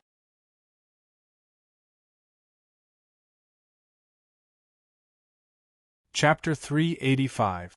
You're the culprit who attacked the slave market. Han Zhao also pretended to be shocked, as if he had just recognized Ashes. His acting skills were superb, and the shock in his tone was as real as it could be. According to the information that Dark Star had, he was just an insignificant passerby. Once they fought, they would definitely discover that he was the witness of the hasty fight that night. From Ash's perspective, they had only met once, which was the night of the slave market attack.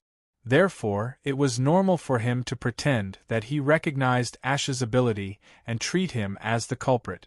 There was another purpose for this disguise, which was to hide the fact that he knew the truth about Dark Star and avoid suspicion. From the moment of the attack, this series of thoughts had been brewing in Han Zhao's mind. As expected, seeing his surprise, Ashes did not even think that Han Zhao was the mysterious person who discovered the origin of Dark Star. On the night of the attack, due to the area being blackout, both of them were wearing masks and mechas, so they did not know each other's identity. They did not expect to meet each other by accident. Enemies are bound to meet on a narrow road. Han Zhao was the first special opponent who was immune to carbon atom deconstruction, despite being of a lower rank than himself. Although it was only a short fight, he left a deep impression on Ashes. He would never forget it. Ashes was shocked. His previous nonchalant attitude was swept away, and his eyes were filled with curiosity and fighting spirit. "Last time we fought in a hurry and there was no clear winner. This time, I'm not in a hurry." The witness was the culprit who exposed the attack, and his real identity was the target this time, Black Star. With the addition of new and old grudges, Ashes was full of fighting spirit and decided to use his strongest ability. Ashes clenched his fist, and the black carbon dust swirled and condensed into a straight double-edged sword. The atomic structure was dense, and it turned into diamond. Although it was very brittle, Ashes could repair it at any time to make up for its shortcomings. It was both strong and tough. Boom! At the same time, countless black dust particles were ejected from the ground. They were very small and floated in the air, drilling into the gaps of the mechas. Han Zhao felt the pressure as the enemy's aura increased exponentially. Originally, Ashes thought that taking down Han Zhao would be an easy task, but he found that he was wrong. This was a difficult opponent, so he changed his mind and took out the attitude of facing a strong enemy to face Han Zhao, completely serious. 7 sonic spheres flew out and floated in the air, creating a sound amplification field. Ash's cage had limited space, so it could create an excellent reverberation effect. With the black scythe in hand, the shield of the hovering shield shuttle surrounded his body. His gauntlets, arm gauntlets, and leg gauntlets lit up with red and blue heat. The parts of his body that had been strengthened with the electromagnetic combustion technology last time were at full power. Due to signal interference, Han Zhao could not call for support from afar, so he could only fight in his mechanical suit's normal state. Without any backup equipment, it was extremely disadvantageous for a mechanic. Hide to the side. Han Zhao pushed Eroshia away and turned his scythe. The electric blade slashed out and hit the wall, but it was not damaged at all. His eyes darkened. The wall was too hard and he couldn't break out. There was no way out. He could only fight. At this time, the 7 Dark Star warriors unleashed their abilities. The 3 pugilists were like beasts and dragons, charging forward in a triangular formation and surrounding Han Xiao. Bang! The scythe slashed out a full moon and clashed with the 3 of them. The shock wave spread out and reverberated in the cage. Orochia was forced to the edge, and could only watch from the side. Ashes was extremely curious about Han Xiao's ability to be immune to control. Since he had set up signal interference, Black Star would not be able to call for support, so he had the time to slowly torture Han Xiao. Emergency mission. Support mission introduction. Your captain was ambushed by a group of uninvited guests and is in a tough battle. As a member of the mercenary group, remember that your captain is in trouble and support him from all directions. Mission requirements. Hurry to the battlefield and support Black Star. The coordinates are reward. Depends on the speed and number of reinforcements. Consequences of rejection. -300 Black Star mercenary favorability. All the players were energized. Ashes's Esper ability was very strong. Not only was he good at close combat, but he could also control countless floating dust particles to turn into spears or tentacles to restrict Han Xiao's movements. So far, the biggest threat was the dust particles that seeped into the gaps of the mechanical suit and changed shape inside, destroying the structure of Amphiptera. At least 1/3 of the damage was dealt by Ashes. The 7 Dark Star warriors cooperated well. The 3 pugilists restrained Han Xiao, throwing punches and kicks at each other ferociously. Of the 2 espers, one could secrete strong acid, and the other could convert cosmic energy and inject special metals into them, causing them to become structurally unstable and turn into explosive bombs. The 2 of them hid at the side and madly attacked Han Xiao. One spat saliva and the other threw iron balls. There was also a mechanic who was good at electromagnetic interference and AI intrusion. He connected to Amphiptera through his combat suit and wrote a hacking program to interfere with Amphiptera's system, even trying to seize control of it. Han Xiao's AI technology was still in the realm of basic knowledge, so he could only turn off most of the automatic functions and maintain the manual neural link. He stopped probing and analyzing to prevent Amphiptera's system from being breached. This mechanic also controlled several shield generators to block damage for his teammates. The last person was a lightning mage who worked closely with Ashes. He used carbon dust as a bridge to release electric magic, and Ashes turned it into strong conductive graphene to increase the power. He also formed an all-around electric shock to burn down Amphiptera's internal circuit. Bang! Bang! Bang! Attacks fell on Amphiptera like a storm, and the number of wounds increased rapidly. 7 people of the same level and 1 strong enemy besieged Han Xiao. It was as if he was facing a stormy sea, and it was difficult for him to fight back. Even after activating Snake, Demon, he could barely maintain the situation. He wanted to kill the enemy, but he could not. The durability of the mechanical suit dropped rapidly. In just a few minutes, it had dropped to 16%. It was almost destroyed, and it was on the verge of collapse. Han Xiao took a deep breath and poured all his energy into the propulsion device. He twisted at a shocking angle and escaped from the battle like a fish, heading straight for the Esper who was spitting acid. As he approached, Garrett fired a cannon at that mechanic, making him unable to protect himself and unable to control the shield to protect his teammate. Garrett then swung the black scythe and was about to chop down on his head. Explode! Ashes shouted and clenched his fist.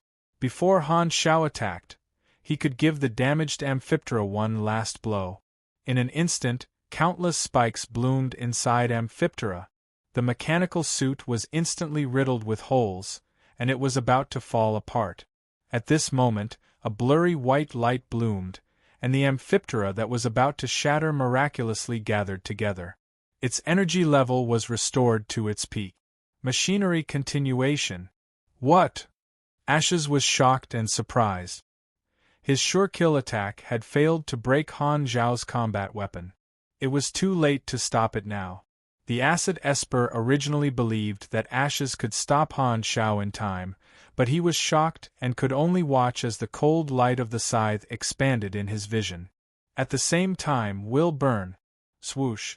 A deep black light flashed, and blood splattered everywhere. A hideous scar extended from the top of the Acid Esper's head to his chin, as if it had split his face into two. The enemy's HP plummeted. Ah! The Acid Esper screamed and fell to the ground, blood spurting out from his face. Before Han Zhao could slash down, Ashes hurriedly blocked him. The next moment, Amphiptera shattered into parts on the ground. The machinery continuation allowed Amphiptera to last for another 5 seconds, and it was this extra time that allowed Han Zhao to slash down and heavily injure one of them. Huff huff. Han Zhao panted heavily. He had wanted to kill the Acid Esper for a long time, and the Acid Esper kept spitting at him. How disgusting! Ashes's expression was ugly. His subordinate was heavily injured, and it was partly because of his mistake. Anger rose in his heart. However, this was just a pure accident. There would be no suspense in the following battle. Black Star had already reached his limit after holding on for so long. From the moment his mechanical suit shattered, Han Zhao was like a lamb waiting to be slaughtered, and he would not be able to fight back anymore. A mechanic who lost the protection of his mechanical suit would have his combat power reduced by at least half. The battle ends here. I said that you would suffer less if you don't resist, and I'm a man of my word. Ashes's eyes were cold. Are you ready to feel pain? Amphiptera was destroyed, and he could not summon a backup mechanical suit. Han Zhao's body was no longer protected. He glanced at the broken parts on the ground, and his expression did not change at all. He casually placed the black scythe on his shoulder and said, "Don't speak too soon. The battle will only be over when I fall."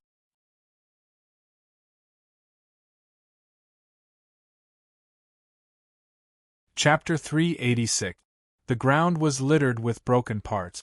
The sonic sphere had been shot down, and the shield of the hovering shield shuttle had been destroyed. The black scythe was a melee weapon and was extremely tough. Its blade was wide and could be used as half a shield. This was the only weapon Han Zhao had left. Whoosh! In the cage, the floating carbon dust solidified into sharp spikes. The spikes were aimed at the ground and rained down from the sky. The attack range was extremely wide, sealing off all possible escape route. If the target was a mechanical suit, this kind of attack would not be able to pose a threat. However, Black Star's armor had been destroyed by him, and a mechanic without any protection was extremely weak. Ashes did not want to kill Han Zhao. After all, he needed to capture him alive. However, he was more than happy to let Han Zhao suffer a little, so he only aimed at the non-fatal parts. Swoosh! The black scythe swung out a cold light and slashed at the spikes. However, with Ash's control, the spikes were endless. Han Zhao tried his best to block those that he could, and those that he could not block, he could only take them head-on. A lightning-like energy appeared on his body to provide energy protection. The spikes only caused some superficial wounds when they hit his body. Ashes casually controlled his Esper ability and attacked Han Zhao while coldly saying, "A mechanic wants to fight like a pugilist. Without any martial arts techniques, your energy is not as thick as a pugilist's, and it's completely different from the energy attribute of a pugilist. If you were a mechanical pugilist, you might have a chance, but you're just a mechanic. How long do you think you can last? Your resistance is pointless. Are you still not going to give up?" There were no blind spots in the battlefield.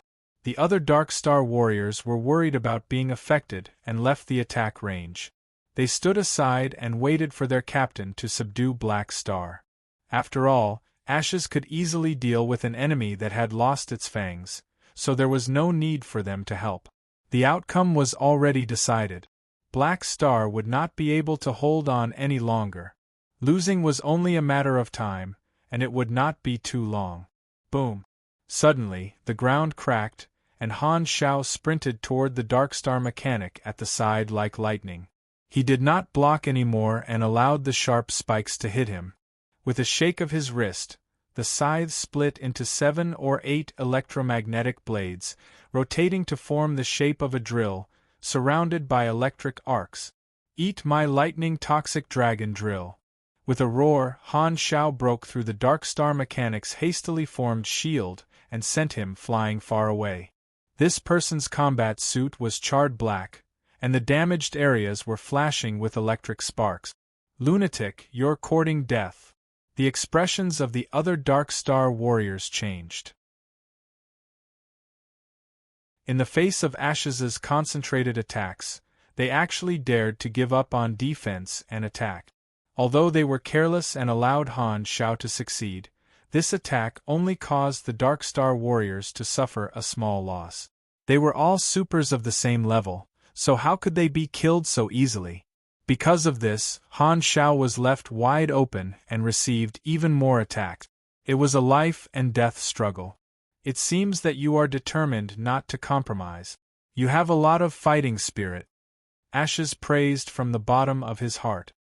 He then shook his head and said expressionlessly, however, resistance is futile. It means that you are at your wits' end and still want to fight your way out? My patience is limited. Since you don't know what's good for you, I'll have to beat you half to death for you to understand the situation you're in. This time, Ashes did not attack the entire battlefield. The Darkstar warriors were allowed to join the battle. After receiving the order from Ashes, they no longer stood by and attacked again. Without the buff from the mechanical suit, Han Xiao immediately fell into a passive state. Facing the storm of attacks, he could only focus on defense. Any movement or dodging would be interrupted by the tacit cooperation. He was controlled on the spot and could not fight back. Boom, boom, boom. The tsunami-like attacks bombarded Han Xiao one after another. Explosions occurred one after another, and dust flew everywhere, blocking one's vision. Orochia, who was at the side, could only see lightning, bombs, and shockwaves charging into the thick cloud of dust countless times. However, she could not see Han Xiao's figure. Endless explosions and sounds of metal clashing rang in her ears, but there were no angry roars or screams. Other than the sounds of battle, she could not hear anything from Han Xiao. Looking at this scene, Orochia suddenly had the desire to stop all of this. An inexplicable impulse drove her to take action.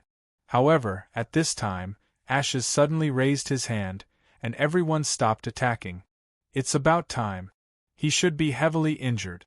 Put shackles on him and evacuate immediately. Bang! Ashes was only halfway through his sentence when the sound of the ground cracking suddenly came from the dust. Han Xiao jumped out of the dust like a cannonball. He was covered in wounds, but most of them were only superficial.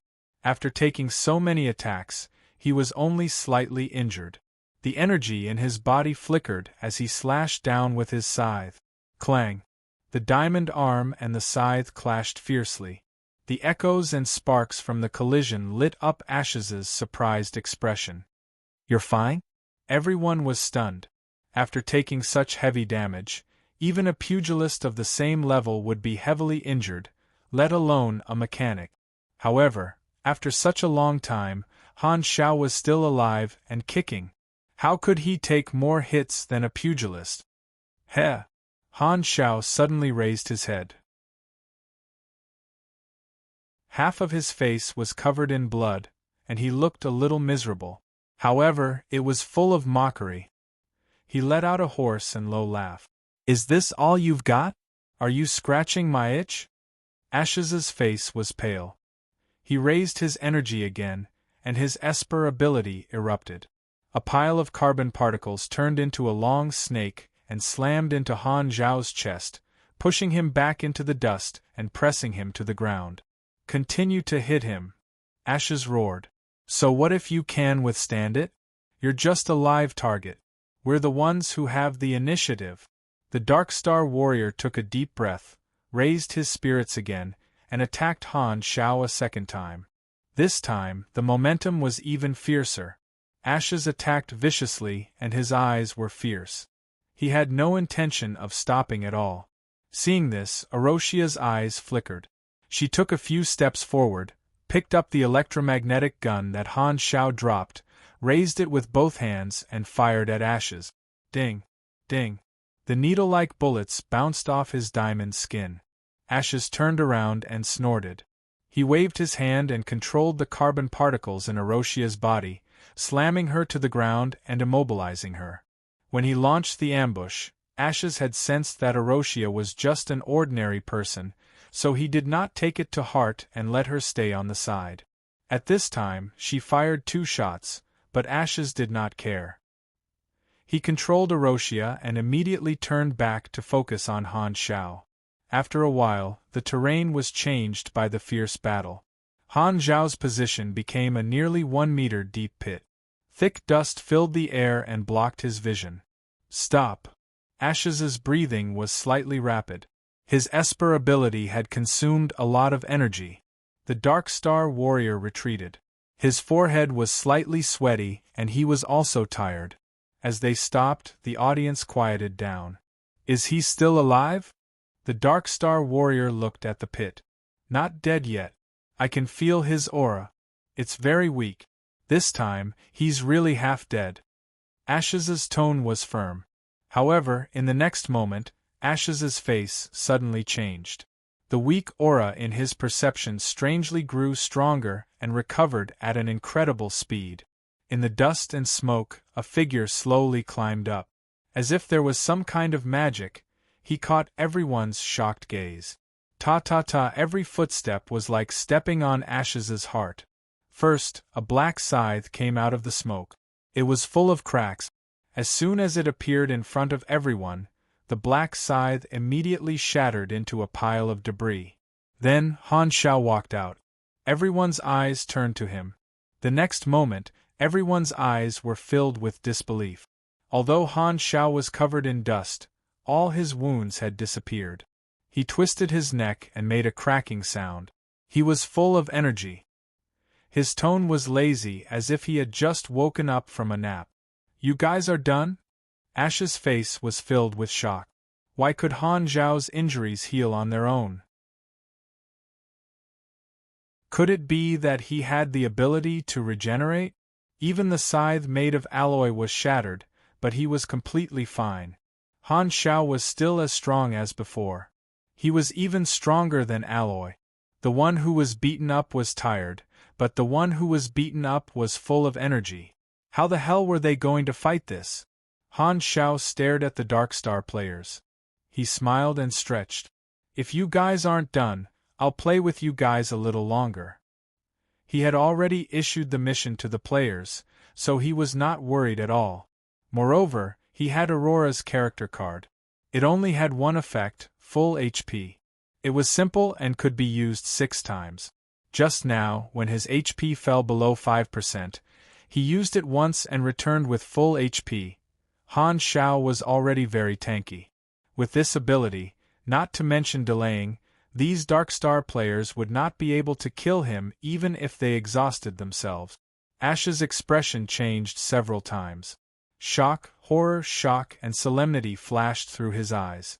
In the end, all his emotions turned into fear, which was fixed in his eyes. Slightly lowering his body, Ashes restrained his aura. He was no longer arrogant and became more stable. This was how he behaved when facing a formidable enemy. When facing Han Shao, Ashes initially looked down on him.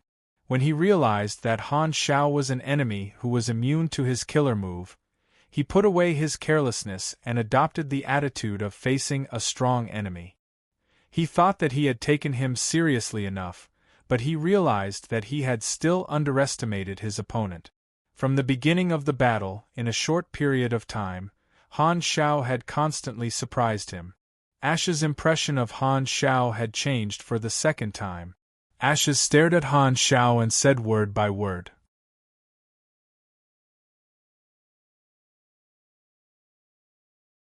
Chapter 387.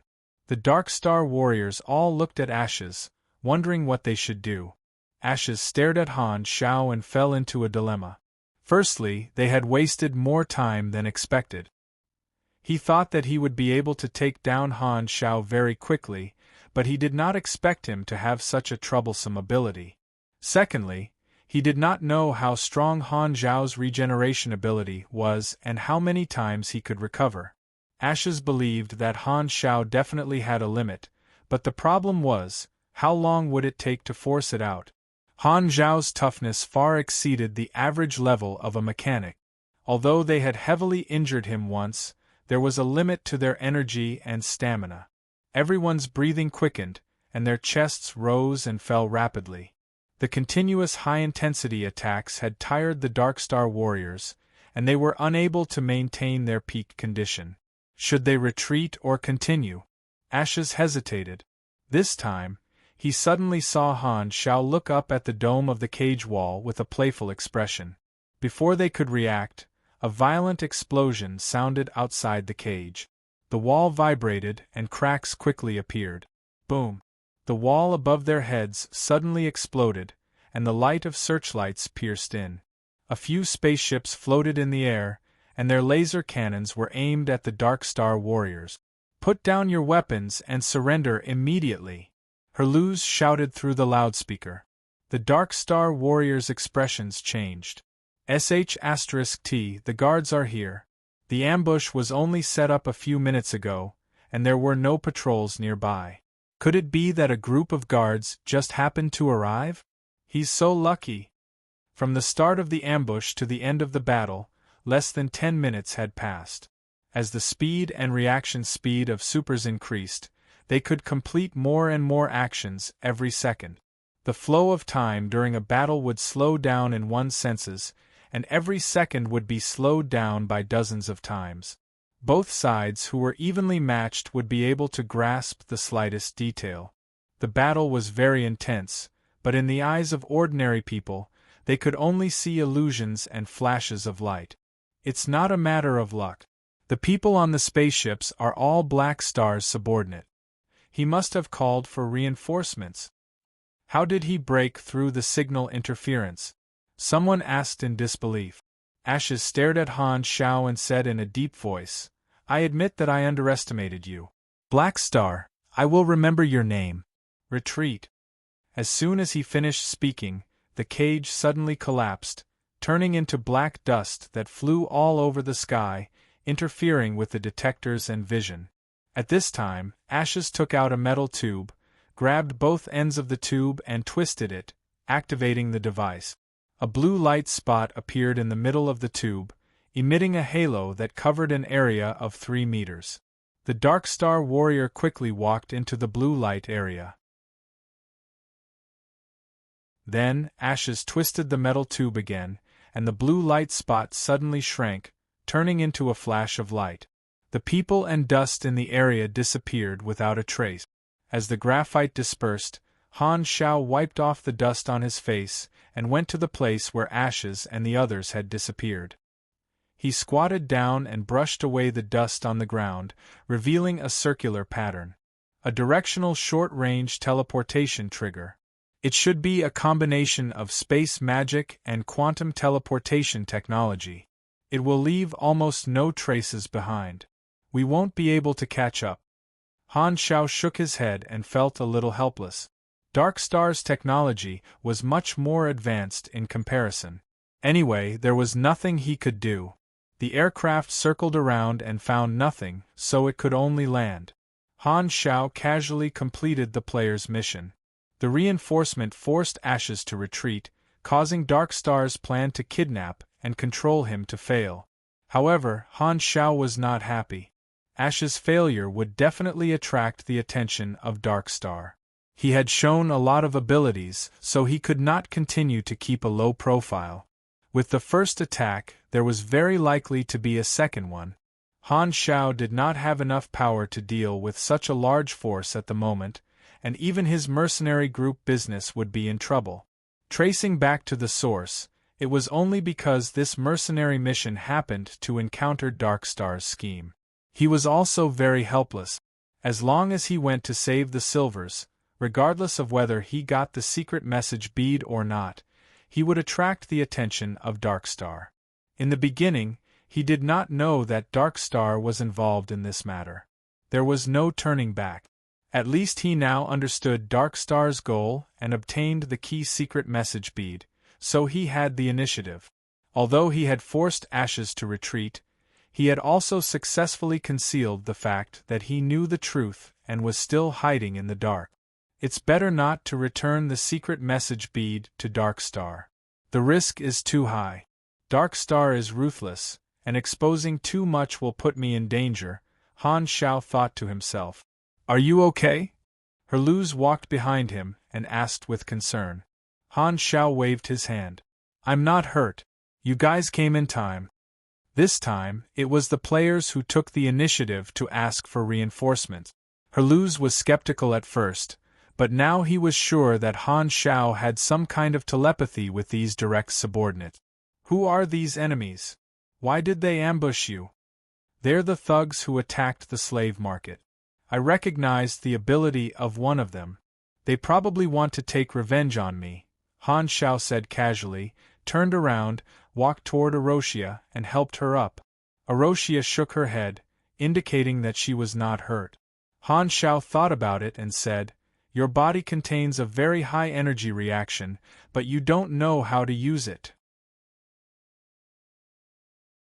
He had just seen the scene of Erosia firing but being suppressed by Ashes instantly. She was not of any help at all. If Erosia had also been able to fight when they were ambushed, he would not have had to fight alone. Han Xiao was not an irresponsible person. He would not abandon her after completing the mission. Since he had taken Erosia away, he could only let her join the mercenary group. He did not need a burden. Erosia had a lot of potential and was worth grooming. If she became a super, at least she would not be a burden and could even provide some help. My body contains energy? Erosia lowered her head and pressed on her heart. Really? You definitely have the talent to become a super. How about this? I can teach you how to unleash your potential and become a super. Only then will your talent not be wasted, Han Xiao said. You want me to learn about supers? Han Xiao shrugged. Although I don't know who you were in the past, since you've lost your memory, you should learn again. Perhaps you were originally a very strong super, so you might improve by leaps and bounds. There's something I haven't said, Erosia said slowly. I seem to be some kind of space wonder. You can't take me away. Han Xiao was stunned. They said that I won't really die. I'll be reborn after death, but I'll return to my original state of amnesia and lose the memories of this existence. I remember that I've lived for 3 years this time and have been sold 5 times. Every 6 days I'll definitely return to that cell. No matter how far away it is, it's only a matter of an instant. No one can take me away. She took the initiative to explain her uniqueness. The earliest scene in Erosia's memory was the moment she opened her eyes in the cell. Her life was a mystery, and her existence was a mystery. Her memories before that were completely blank. However, she had lived for 3 years this time. With the short-term memories of these 3 years, she had long realized that she was special. However, her life form was very strange. She did not have many material desires or mental need. She did not need to eat, and her curiosity was very thin. She had a sense of being at ease. Although her understanding of the world was like a blank sheet of paper, she was not like a simple child. Instead, she had a very strong thinking ability. Horlade had hidden something back then. Han Xiao did not know about Erosia's secret. He immediately understood that Horlade had promoted her to cheat money. He could not help but be speechless. Han Xiao was surprised. You can't control this ability? Erosia shook her head. I can't control it. Hearing this, Han Xiao's interest grew. Erosia had self-awareness, but she was trapped in a cell by a mysterious force. Furthermore, this was not her will. If this was a space wonder, then it could lead to a question: was Erosia a space wonder? Was it possible that she was originally an independent individual and not a part of the Space Wonder? Was it a coincidence that she became a Space Wonder? In other words, Aroshia's amnesia, strange life form, and almost desireless thinking could have all been given by the Space Wonder. Then, what exactly was this Space Wonder? Did it not have a physical body but some kind of invisible energy? Unfortunately, even if there was an answer to this question, the person who answered it would not be Aroshia. Maybe the truth was in the part of her memory that she had lost. At this time, the problem that Han Shao was most concerned about was that Aroshia could not be taken away by him. Is there no solution? I don't know. Aroshia shook her head and reminded him. There are only 3 more hours until the 6th day. The mission requirement was to rescue her from the slave market and keep her there for 6 days. Han Shao finally understood the difficulty, but since it was a mission, there had to be a way to complete it. There should be clues in that cell. Han Shao ordered everyone to patrol and look for the enemy, although he did not have much hope. He then called the backup Amphiptera mechanical suit and rearmed it. He then accompanied Aroshia to the ruins of the slave market. At the same time, the Darkstar team appeared in the other corner of Floating Dragon Island. Everyone looked depressed. The ambush was too hasty. They did not know much about Black Star and acted rashly. They thought that they had an overwhelming advantage in terms of strength and technology, so they underestimated the enemy. Arrogance was the reason for their failure. Ash's face was green. This was the first time he had failed against a target weaker than him. He minded this failure very much. It left a knot in his heart, and he was very unhappy. Opening the communicator to report the result, Ashes held back his unhappiness and stiffly repeated the failure. The upper echelons of Darkstar were very surprised. Their surprise and disappointment hit Ash's pride again. His resume had always been perfect, but this time there was a stain. Sirota has already intercepted all the criminals. There are no clues at all.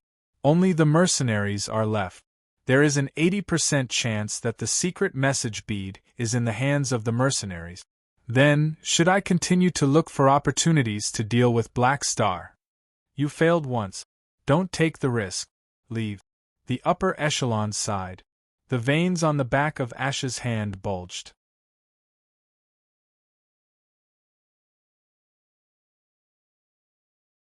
Chapter 388. The slave market was being demolished and rebuilt. Han Shao showed his identity as the logistics department to the construction team and successfully entered the underground corridor. He came to the cell that Aroshia had once been locked up in. He looked around and knocked around, but he did not find anything unusual. Before him, Floating Dragon had already checked the cell but found nothing. Aroshia stood outside the door and suddenly asked, "Why do you want to take me away?" Han Shao was speechless. He could not say that it was a mission requirement, so he could only say, "I'm very curious about you." Curious? Aroshia mumbled. What is that feeling? Han Shao said, Curiosity is the desire for knowledge. For example, when an ordinary person loses their memory, they want to know who they used to be. This is a type of desire. I don't seem to have such a thing. Is this very special? Aroshia shook her head. Normally speaking, those without desires are mostly artificial intelligences. Not needing to eat or excrete is a characteristic of energy life forms. Han Shao sized Aroshia up and said, "But you are neither of them. You just don't have the most basic material needs, but it doesn't mean that you don't have all the desires.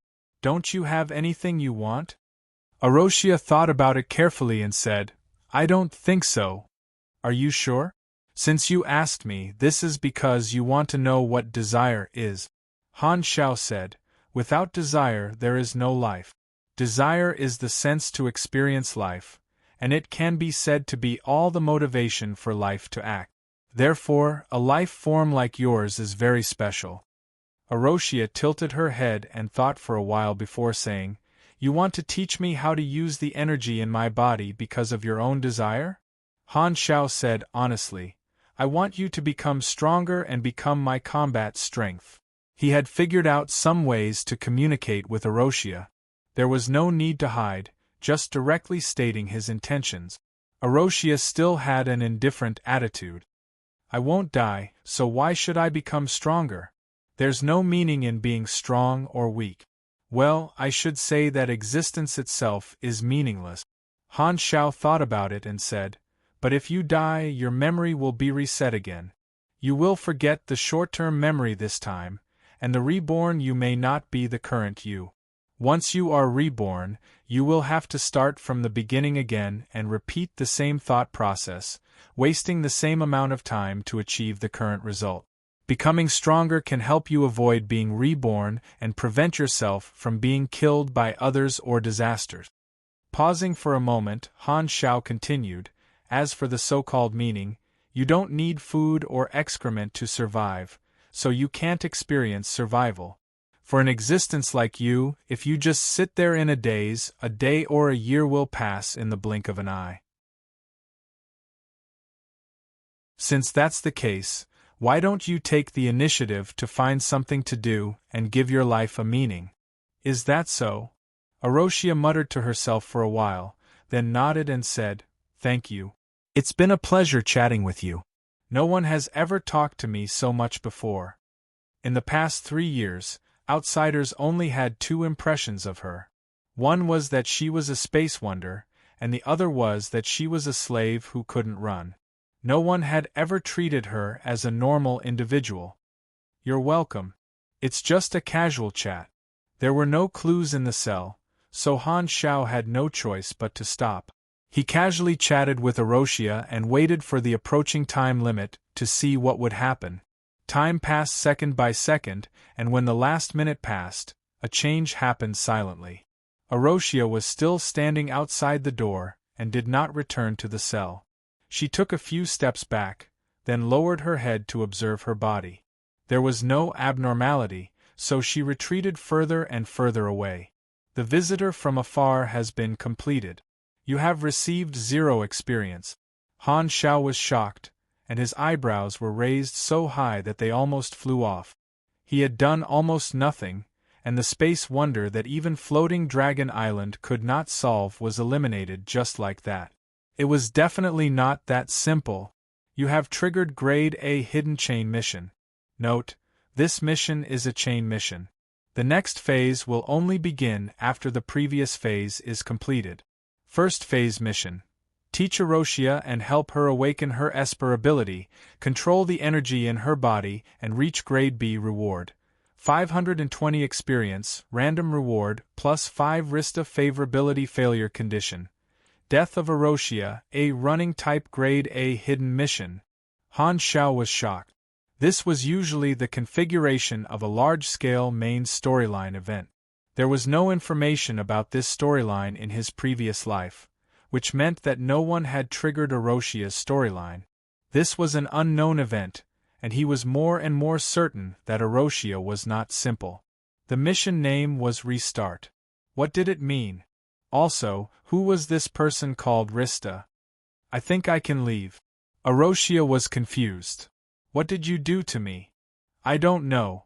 Han Xiao was helpless. Anyway, this is a good thing. 2 days later, the upper echelons of the 3 large mercenary groups arrived late. Jenny met with them and accepted their apologies.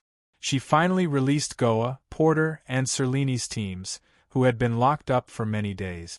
As soon as these people were released, they immediately surrounded Han Xiao and praised him endlessly. The upper echelons of the 3 armies came to contact Han Xiao, and their attitude was very friendly. All the mercenaries could feel that the upper echelons valued Han Xiao. In this operation, Han Xiao had shown the ability of a team and had obtained the background of Floating Dragon. Even the 3 large armies did not dare to underestimate him. After everyone was free, they immediately prepared to leave Floating Dragon and return the silvers to their impatient employers. Han Xiao had been waiting until now to get a ride. On the day he left, Jenny, Wilsander, and Hire all came to send him off. The entire dock was shocked, and the brutes all over the place were shocked. They sized up Han Shao, who was chatting with the three of them, and secretly asked about the name of the Black Star mercenary. To have the three armies of floating dragons send him off together, his position here was definitely not low. The mercenaries who knew about it were even more shocked. Han Shao had only joined Floating Dragon for about half a month, and he already had a place in Floating Dragon so quickly. To have the three managers send him off personally, he had a lot of faith. The upper echelons of the three large armies only saw Jenny alone. Her Excellency Dragon Emperor has allowed you to join the field team. You are now the field team officer, and your organization is the armed force of Floating Dragon outside. I hope you can grow stronger quickly. Jenny's tone was formal. She took out a special communicator and handed it to Han Shao. This communicator can directly contact Ames, but I have to remind you, if there is no need, it is best not to disturb her. Directly contact Ames? This thing is like a nuclear bomb launcher. Han Shao kept it with him. Hire walked, crawled, over and said regretfully, "You are a pretty good mechanic. Now that you are gone, my workload has increased again. This gift is for you." Looking down, Hire's appendage handed him an alloy box. Han Shao opened it and his eyes sparkled. There was a portable nuclear reactor inside, using controllable nuclear fission technology. A stable nuclear reactor was something that could only be created with advanced energy knowledge. Energy knowledge was even more tightly sealed than compression technology, so he could not create it for the time being. Now that he had the reactor, he could add materials and automatically produce it. It could be used as the energy core of the mechanical suit, and the mechanical suit's power would be raised to a whole new level. Thanks. Han Zhao's face was filled with joy, and he nodded to express his gratitude. After Hire left, Wilsander came over and said with a smile, "Hire is a little ugly. I thought he was ugly at first, but I got used to it after interacting with him for a long time. His personality is pretty good." Han Shao glanced at him and said, "Ames probably thinks the same of you. You don't have the looks, so you can make up for it with your personality." Wilsander's face fell. "Don't change the topic. Did you bring any gifts?" "Nope. Goodbye." Han Shao clasped his hands, turned around, and boarded the spaceship. "Hey, why is the difference in treatment so big?" Wilsander said unhappily on the dock. "Who?" The spaceship took off. Floating Dragon Island disappeared from their sight. When they left, there were 4 more people than when they came. The 3 Volga brothers were sleeping on the side, and Erosia was looking at the universe outside the porthole in a daze. There were pros and cons to joining the Dragon Emperor's faction, but for the time being, the pros far outweighed the cons. Not only did they obtain new blueprints and new materials, but their talents also evolved. The most unpredictable reward of this operation should be the secret message bead. The greater the risk, the greater the value. Because Floating Dragon Island had already drifted to the Fawn star system, in less than a day, they had already returned to the desolate planet where their employer was. As soon as they landed, the Silvers could not wait to return to the main group. They were very excited that they had escaped death. After their employer calmed down, they fulfilled their promise and started to pay them.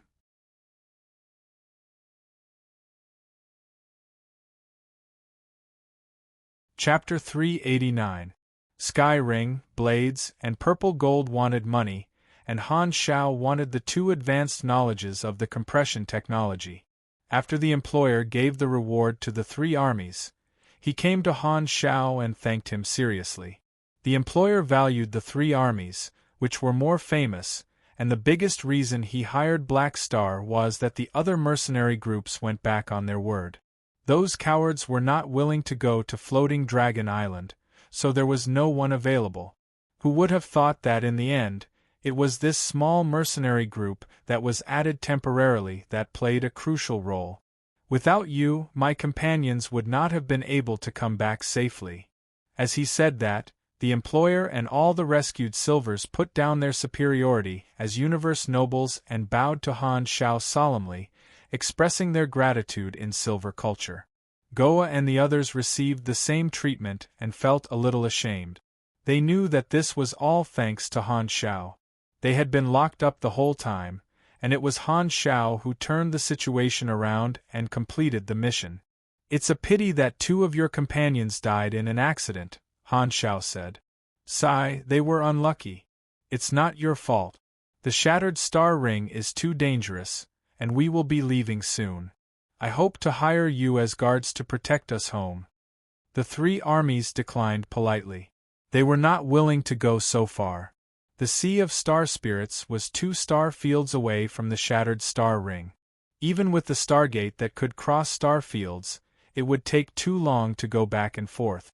"What about you?" The employer looked at Han Shao. Han Shao shook his head.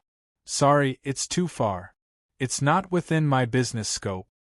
Although the Sea of Star Spirits had more resources than the Shattered Star Ring, it would take a lot of time to fly there.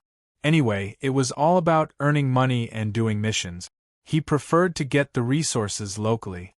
The Shattered Star Ring was remote and dangerous, but there were many opportunities. "What a pity. If there is a chance in the future, I hope to invite you to Silver Constellation for a trip." The employer shook his head and calculated the reward. The interface showed that the mission was completed. He received more than 4 million experience and an extra 5,000 anas. Including the extortion, Han Shao personally received more than 40,000 anas. The rewards of the other players were not as high as his, but it was not little either. They all smiled with satisfaction.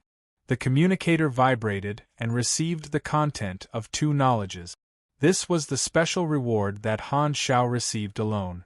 He checked it, confirmed that there were no errors, and immediately chose to learn it. Learning, success in learning. You have mastered high-density material compression technology. Learning, success in learning. You have mastered the elementary space technique. You have learned super compression technique. You have learned elementary machinery construction. You have learned the weight reduction structure. The familiar headache only subsided after a while. Han Shao had mastered 2 knowledges. Without hesitation, he spent 20 potential points to upgrade them to the highest level. Mechanics would use different types of knowledge according to their combat style, but only these 3 types of knowledge were must-learn abilities for all mechanics, and they had to learn them to the highest level. There was a hidden connection between the 3 knowledges of compression technology. Only by possessing all 3 would one be able to comprehend the skill of compression technology. This was the sign of the rise of mechanics in version 3.0. A super compression technique, folding machinery. As one's ability got stronger, they would be able to fold larger machinery into the size of a finger. The effect would be enhanced by machinery affinity, level, and intelligence. With Han Zhao's current level, his limit was to fold medium-sized machinery. For example, he could fold most of the machinery that he knew, such as firearms, rangers, and amphiptera. After compression, the size of the machinery would decrease, but the density would increase. However, the weight reduction structure would solve this problem by using the principle of levitation. There were many levitation techniques, such as airflow, magnetic field, sound, light, particle energy, and so on. This technique adjusted the mutual force of the particle structure of the object to create an internal repulsion force, forming independent levitation. It maintained a very small weight in all kinds of gravitational environments to reduce the load. It was suitable for all kinds of materials, and this was the basic technique to complete large-scale compression. In order to compress, a new folding structure had to be added to the machinery, and the complexity was many times higher than before. For convenience, many machinery would be disassembled during folding, and elementary machinery construction would be used to complete the structure the moment it was unfolded, returning it to its original state. This was also an active skill that consumed mechanical force, allowing one to rapidly create weapons in battle. As long as there was an endless supply of parts, a mechanic would never run out of ammunition. In Han Zhao's previous life, the weapons and robots of the mechanic class would be destroyed 1 second, and the parts that could still be used would be created into other weapons the next second, greatly increasing the continuous combat ability of the mechanic class. If not for this ability, which had the effect of recycling, the army style would burn money many times faster than before. The way Han Zhao saw it, only after obtaining these 3 abilities would his mechanic class be considered to have taken shape. With super compression and elementary machinery construction, my combat style will be upgraded. All my equipment will be modified into a compressed form, and the number of weapons I can equip in my normal state will be dozens of times more than now. I won't have to use my mechanical suit to shoot cannons anymore. I can finally bully others with numbers. Thinking about how he had to do everything by himself in the past, Han Zhao could not help but sigh. It had not been easy. The tough days had finally come to an end. This time, the upper echelons of Blades and Purple Gold walked over. Black Star, we would like to sign a cooperation agreement with you and invite you to become our ally. The positions of these 2 upper echelons in their respective armies were equivalent to the people in charge of the area. Inviting him personally showed their sincerity. The structure of large armies was similar. Taking the Sky Ring Army as an example, the army commander was the leader, the only 5-ring army commander. Below him were the 2 deputy army commanders with grade A strength and trump card. There were 2 types of 4-ring members. The first type was B+ strength and was a high-level combatant. The second type was the upper management and was in charge of a business area. One of them was the upper echelon of Sky Ring present, the person in charge of the nearby star systems. Then there were 3-ring officers like Goa, who were strong combatants and the backbone of the army. They usually led large teams, but they could also work alone and had the authority to summon temporary teams. In Han Zhao's simple explanation, this kind of organization structure was similar to a wuxia gang. At the top was the gang leader, followed by the deputy gang leaders, and the person in charge was the elder. Goa and the others were like guardians, and below them were the hall master, the commander, and the underlings. Han Zhao was the first to form an alliance with Sky Ring. Now, Blades and Purple Gold had also seen Black Star's potential, so they took the initiative to extend an olive branch. For large armies like this, they would only take the initiative to form an alliance when they met someone of the same trade that they valued enough. One more large army partner meant more mission opportunities. Han Zhao agreed and signed the contract. The way the mercenaries of Blades and Purple Gold looked at him immediately became much friendlier. A partner was half of their own people. Sky Ring, Blades, and Purple Gold were the most famous armies in their respective star clusters. It was extremely rare to become their partner. Many normal mercenary groups had very little chance of working with one of them, but Han Zhao was able to work with all 3 of them. After settling the payment, the Silvers walked onto the spaceship and slowly took off. The mercenaries were also preparing to leave. Goa found Han Zhao and the others and asked, "Where are you going?" Han Zhao thought for a while and said, "Colton Star Cluster, First Star Zone, Ghidorah's colonial planet Golden Palace." The players behind heard this and were a little surprised. "Black Phantom, are we not going back to Uberly Hub?" a player asked. "Not yet, we have other things to do. Also, call me Black Star." Many players called him by his old nickname too easily, and it was hard to change it. Han Zhao did not mind correcting them. He was already in the sky, so his nickname had to keep up with the times. "Why are you going to Golden Palace?" Herluz asked curiously. "To find someone." Han Zhao did not say, and the others did not ask. They just followed their captain. He did not plan to return to Uberly Hub for the time being. The secret message bead was a hot potato, so he wanted to appraise it first. He happened to know that a top Godora mage was living in seclusion on the Golden Palace's colonial planet. He was good at analyzing magic circles and would charge a fee to appraise unknown magic items for customers. In the eyes of the players, he was like a professional appraiser. "Then we'll send you there first," Goa said. If it were someone else, Sky Ring would at most send them to a public planet and let them call for a tour group. They would not send them directly to their destination like how they treated Han Shao. Sitting on Sky Ring's spaceship, Han Shao felt the body of the spaceship vibrate. It slowly rose into the sky, and the ground shrank in his sight. Han Shao came to the front of the spaceship and looked out the window. The two spaceships of purple gold and blades were on his left and right, rising into the sky together. Soon, they climbed to a height of a few thousand meters. Further up was the gradually darkening outer space, and they were about to leave the atmosphere of this planet. The Silver's spaceship took off earlier than them and had already flown into space. They were very far away and could barely be seen. At this time, a thick laser beam suddenly pierced through the Silver's spaceship. The next moment, the Silver's spaceship exploded into a firework in space. The image of the explosion fell into everyone's eyes, but no sound came through the vacuum. The Silvers who had just invited them to travel to their hometown were all blown into dust and died silently. There was no sound in space, so death was very simple. It was dead silent outside, but inside the spaceship there was an uproar. "What's going on? Who attacked the Silvers?"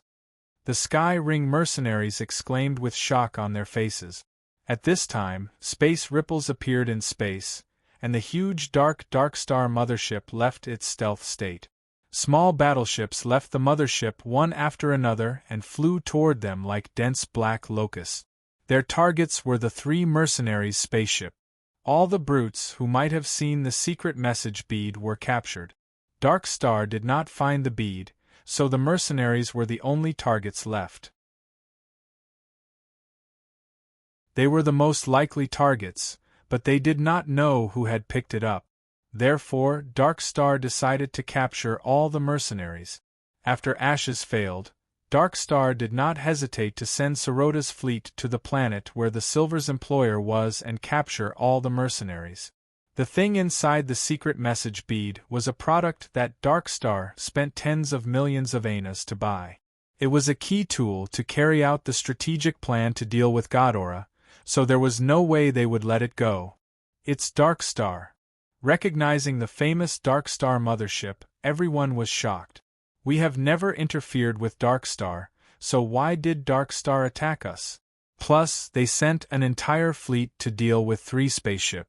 What kind of grudge did they have against us? Don't just stand there, turn around." Han Shao yelled, waking up the stunned pilot. He hurriedly controlled the spaceship to dive and fly toward the ground. The other 2 spaceships followed suit. Buzz. The large turn made the spaceship shake violently. Many people could not stand still and almost fell. An entire fleet of Dark Star motherships surrounded this planet. The difference in the number of spaceships and combat power was too great, so it was impossible for the mercenaries to break through. As soon as they entered the universe, there would be no obstacles, and they would be destroyed directly. They would not be able to break out of the fleet's encirclement and would be stopped before they entered the hyperdrive. This meant that there was no way to escape. The only way to survive was to call for help. Stalling for time in the atmosphere was better than certain death. Han Shao frowned. Dark Star's persistence and decisiveness were beyond his expectations. They would rather kill a chicken with a butcher's knife than let go of any suspicion. It really matched his previous thoughts. The greater the value of the secret message bead, the greater the risk. Hey, what a coincidence! The secret message bead is really in my hands. They probably don't even know, Han Shao thought. This was not a battle at all. It was like hunters chasing their prey. The small spaceships of the mercenaries had no way to fight back against Dark Star's fleet. The difference in power was like a pack of wolves chasing after 3 rabbits. The only good news was that Dark Star did not open fire immediately, as if they wanted to capture them alive. This made everyone relieved. At least there was still some room to maneuver. This is the most dangerous situation I have ever encountered. Han Xiao felt his heart pounding. Instead of panicking, a sense of excitement spread throughout his body. The chance of escaping unscathed is less than 10%. This is more interesting. He licked his lips, his eyes shining with excitement. People who wandered around the edge of death either became greedy for life or fearless. He happened to be the latter. He had experienced countless dangers and even died once, so he did not care anymore.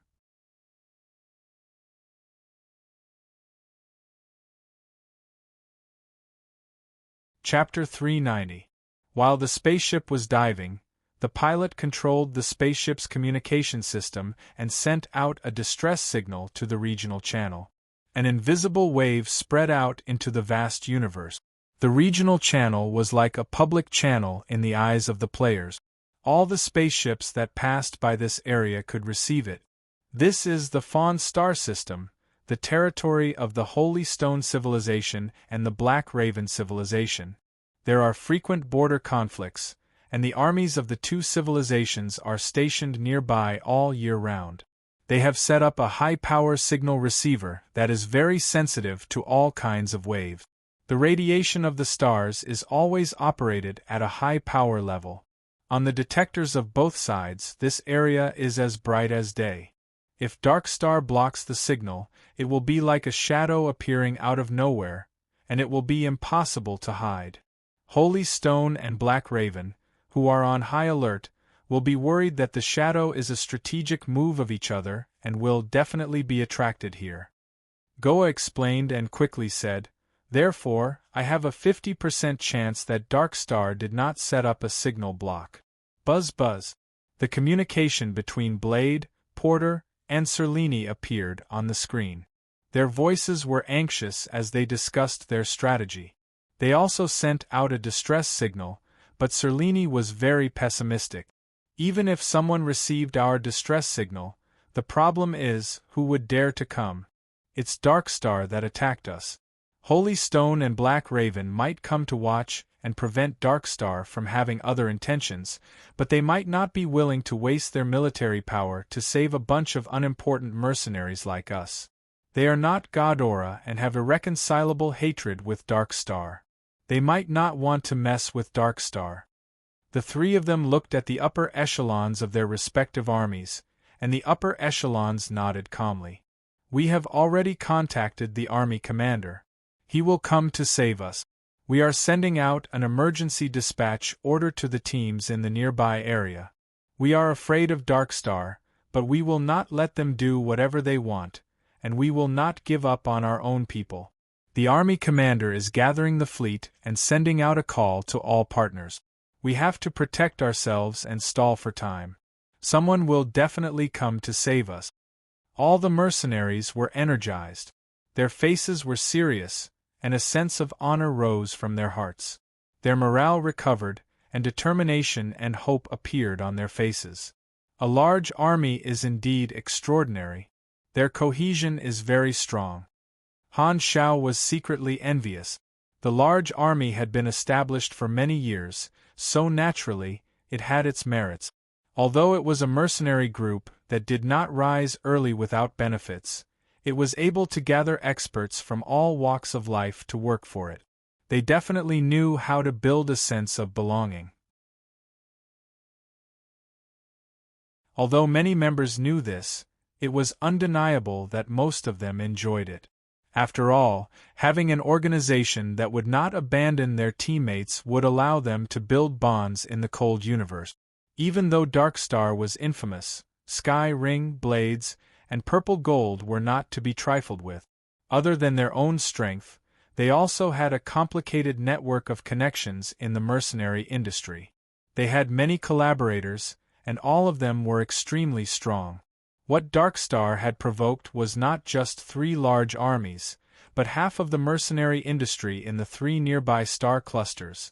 In other words, Darkstar was used to being unscrupulous, but this time, he had poked a hornet's nest. However, distant water could not put out a nearby fire for the time being. Han Xiao took out the one-way communicator that Jenny had given him, composed himself, and sent out a request. When the mercenaries called for help, he also asked his chief boss for help. He did not completely rely on the 3 large armies. I didn't expect to use it so soon. Ding. Ames appeared on the screen. Han Xiao saw the environment that Ames was in. It was a very magical palace made of obsidian, white crystal, mithril, adamantine, emerald, and gemstones. It was like a jewelry sculpture that had been magnified thousands of times. Mysterious magic circuits floated in the air, colorful and dazzling. Many translucent magic dragons swam happily in the air. Ames was sitting in front of a small floating table, and the table was filled with all kinds of rare food. Opposite her was a little kid in a red and white robe. He looked to be around 6 or 7 years old. His ears were sharp, his skin was white, and his face was round. The robe was very long and the kid was very short. Han Zhao's mouth twitched. This little kid was another super in the Shattered Star Ring. He was a mage, from a long-lived race that looked like humans. His actual age was hundreds or even thousands of years old. Furthermore, he was the target of Ames' fight. To be precise, Ames was there as a guest. The 4 supers of the Shattered Star Ring knew each other, and fighting was just a pastime. When they were tired, they would eat and rest. The atmosphere was very harmonious. Han Xiao only pitied that little planet. Ames raised her brows slightly. "It's you, my new subordinate. Did you forget my name?" Ames swiped on the communicator as if calling up some interface. After a second, she said naturally, "Black Star, why are you looking for me? Have you found the whereabouts of my teacher?" When she called out Han Zhao's codename, she emphasized it as if to emphasize that she had not forgotten. Han Xiao shook his head and said, "The spaceship I'm in was attacked by Darkstar. The situation is critical, and I'm here to ask for your help." "Why did Darkstar attack you?" Ames was curious. Han Xiao coughed dryly. "A few days ago, Darkstar caused trouble on Floating Dragon Island while you were not around. It seems like there was a conspiracy, and I happened to see through it. This attack should be revenge." Ames tilted her head and thought of Jenny's report. Speaking of which, Darkstar had some conflicts with her. She had even been prepared to cause trouble for Darkstar. "Alright, wait there. I'll go over when I'm free." Ames' tone was casual, and she hung up. Han Xiao was helpless. Ames' attitude did not matter, and he could not force her to come over immediately. He was not strong enough, so he could only ask for help from the strong. "You have triggered an emergency mission. Escape. Mission introduction. Run. Mission requirements. Escape from Darkstar's pursuit and delay until reinforcements arrive. Reward, 0 EXP. The final reward depends on the mission rating. After persevering for 2 days, the mission rating will reach the lowest standard. You will receive the basic reward. For every 12 hours, the rating will increase by 1. Failure condition, captured by Darkstar." Han Zhao's eyes flashed, and he scanned the players around him. He realized that their expressions had changed at the same time. They had probably triggered the mission as well. This time, the player's mission reward was exactly the same as Han Zhao's. All the players were shocked. 800,000 EXP. Han Xiao was already used to this. To him, it was like a drop in the ocean. However, to the players, this was the mission with the highest reward they had ever seen. All kinds of emotions appeared on the players' faces. Shock, ecstasy, shock, and so on. Han Xiao secretly analyzed the information revealed by the mission. Persevering for 2 days is the lowest rating. It should be possible to speculate that the earliest reinforcements will take at least 2 days to arrive. This means that we'll have to fight alone for 2 days. He suddenly felt a headache coming on. Let alone 2 days, it would be difficult to persevere for 2 hours. At this time, the spaceship finally returned to the surface and flew close to the ground. This barren planet was almost completely barren. There were no forests, no signs of life, only jagged rocks and mountains. The only good thing was that the terrain was dangerous enough. The three spaceships all adopted the same plan: use the terrain to delay as much time as possible. Bang! Bang! Bang! Hundreds of small dark star hovering ships chased after them. From above, they shot low-level laser cannons that were green in color. They chased after the tails of the three spaceships, creating clouds of smoke and dust on the ground. The explosions were endless. The shock waves caused by the explosions made the spaceship's magnetic shields flicker. Dark Star wanted to capture them alive. They did not want to blow up the spaceships, as that would destroy the secret message beads that might exist. Therefore, they sent out small hovering ships. The hovering ships were less than 10 meters long, and the power of their mini laser cannons was very small. It was enough to injure them but not kill them. They used their speed and agility to chase and intercept them, forcing them to abandon their spaceship. Split up. The three spaceships flew past a dark gray mountain peak. Then, they suddenly split up and fled in three directions. The green laser cannons that chased after them hit the mountain peak. With a boom, the peak broke and rolled down the slope, kicking up clouds of dust. It was like a dragon descending the mountain. With the broken mountain peak as the dividing point, the hovering ships also split up and chased after their respective spaceship. The Sky Ring spaceship that Han Xiao was in was chased by hundreds of hovering ships. However, unfortunately, the direction they turned in was a flat plain without any obstacles. *T. Everyone's expression changed. The pilot was sweating profusely. He tried his best to maneuver the spaceship to avoid the attack. The spaceship twisted like a water snake. The dust that was blown up by the green light sprayed onto the spaceship like a fountain. The spaceship dodged some of the laser cannons, but the chances of being hit were higher than when the three ships were moving together. The shield kept flickering. Warning! Warning! Shield energy remaining at 6%. Yellow warning line reached. Please replenish in time. Energy core almost overloaded. Please cool down in time. A series of system alarms went off, hitting everyone's heart like a heavy hammer. The pilot's face paled. Suddenly, everyone saw Han Xiao walk out from the crowd, walk to the pilot's seat, press on the pilot's shoulder, and speak with an unquestionable tone. "Move aside and give me the seat." All the mercenaries on the spaceship changed their expressions. "Changing the pilot at the last minute, are you sure? This concerns the life and death of everyone on the spaceship. Do you know what you're doing?" Goa stared at Han Xiao closely. Han Xiao nodded and said without hesitation, "If he's the pilot, the chance of crashing is %. If I'm the pilot, the chance is only 30%.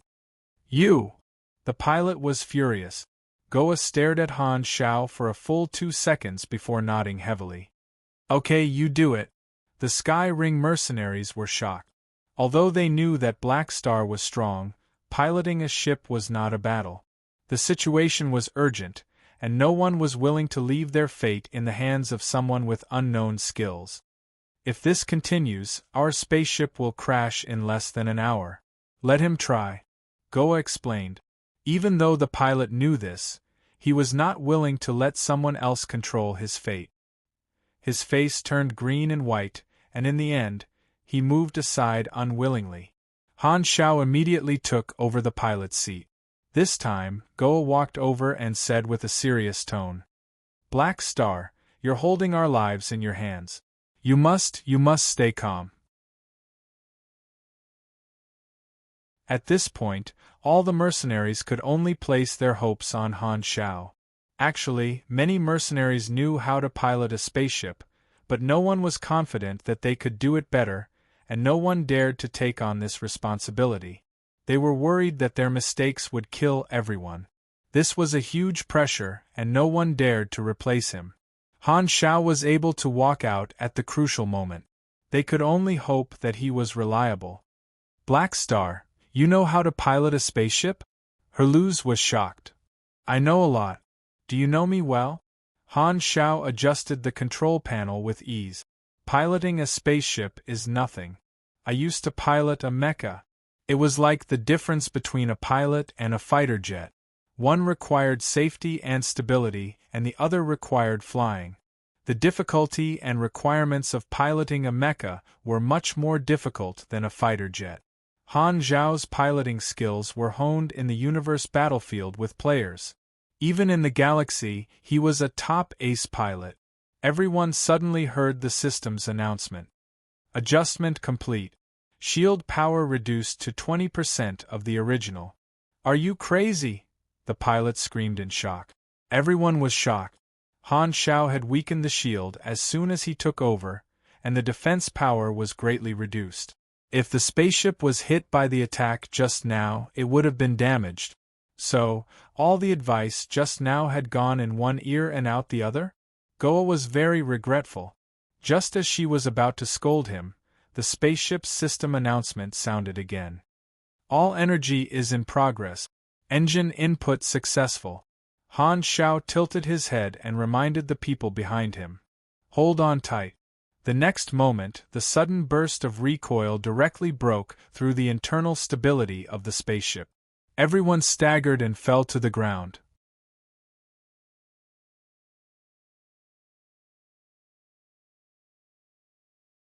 Chapter 391. Han Xiao also liked to watch Pork Bun's videos as a form of relaxation. At the beginning of every episode, Pork Bun would do a pre-episode recap and make it into a series. The third episode continued the previous episode, and this time, the background shown in front of the players was even grander. It was an intergalactic battle, and the galaxy was vast and grotesque, allowing the players to understand more details of life in the galaxy. More and more forces appeared, such as the Silvers from other star fields, Sky Ring, and the other super-large mercenary groups, Floating Dragon Island, and so on. The perspective of the video was Pork Bun's third party, starting from the moment he accepted the Silvers' employment. The scene changed to when he arrived at Floating Dragon Island. The colors were psychedelic, and the environment was dangerous. The huge mercenary group rampaged across Floating Dragon Island, with all kinds of races and equipment. The players were among them, and the audience felt like they were participating in the game. Sigh, I'm so envious of these gods. They can wander around in the universe. The pro players are strong after all. Have you forgotten what happened in the past? Those who can last more than 30 seconds against Black Phantom are all real men. Hee, only our gods are up in the sky. I heard that the clubs from other countries are under a lot of pressure and have to work overtime every day to complete missions. All the clubs were preparing for the National League in 9 months. The professional players who followed Han Xiao had the best opportunity to develop, which put a lot of pressure on the other participants. Pork Bun's editing was very decisive, and he jumped to the next event very quickly. The mercenary group had locked onto their target, and the battle at the dock was about to break out. Hundreds and thousands of people were fighting, and all kinds of abilities were unleashed.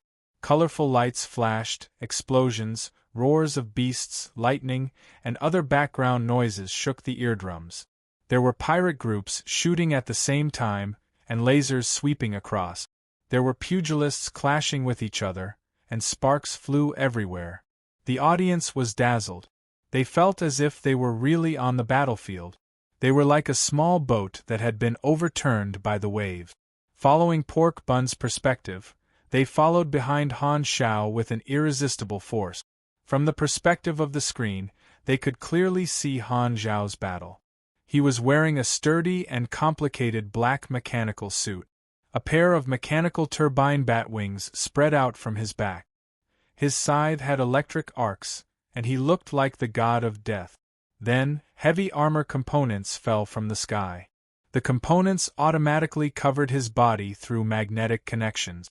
In the blink of an eye, he transformed into a 4-meter-tall exoskeleton mechanical giant.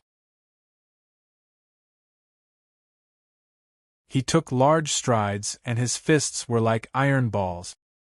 He dug out a path to the sky, and no one could stop him. You look so handsome in this metal suit.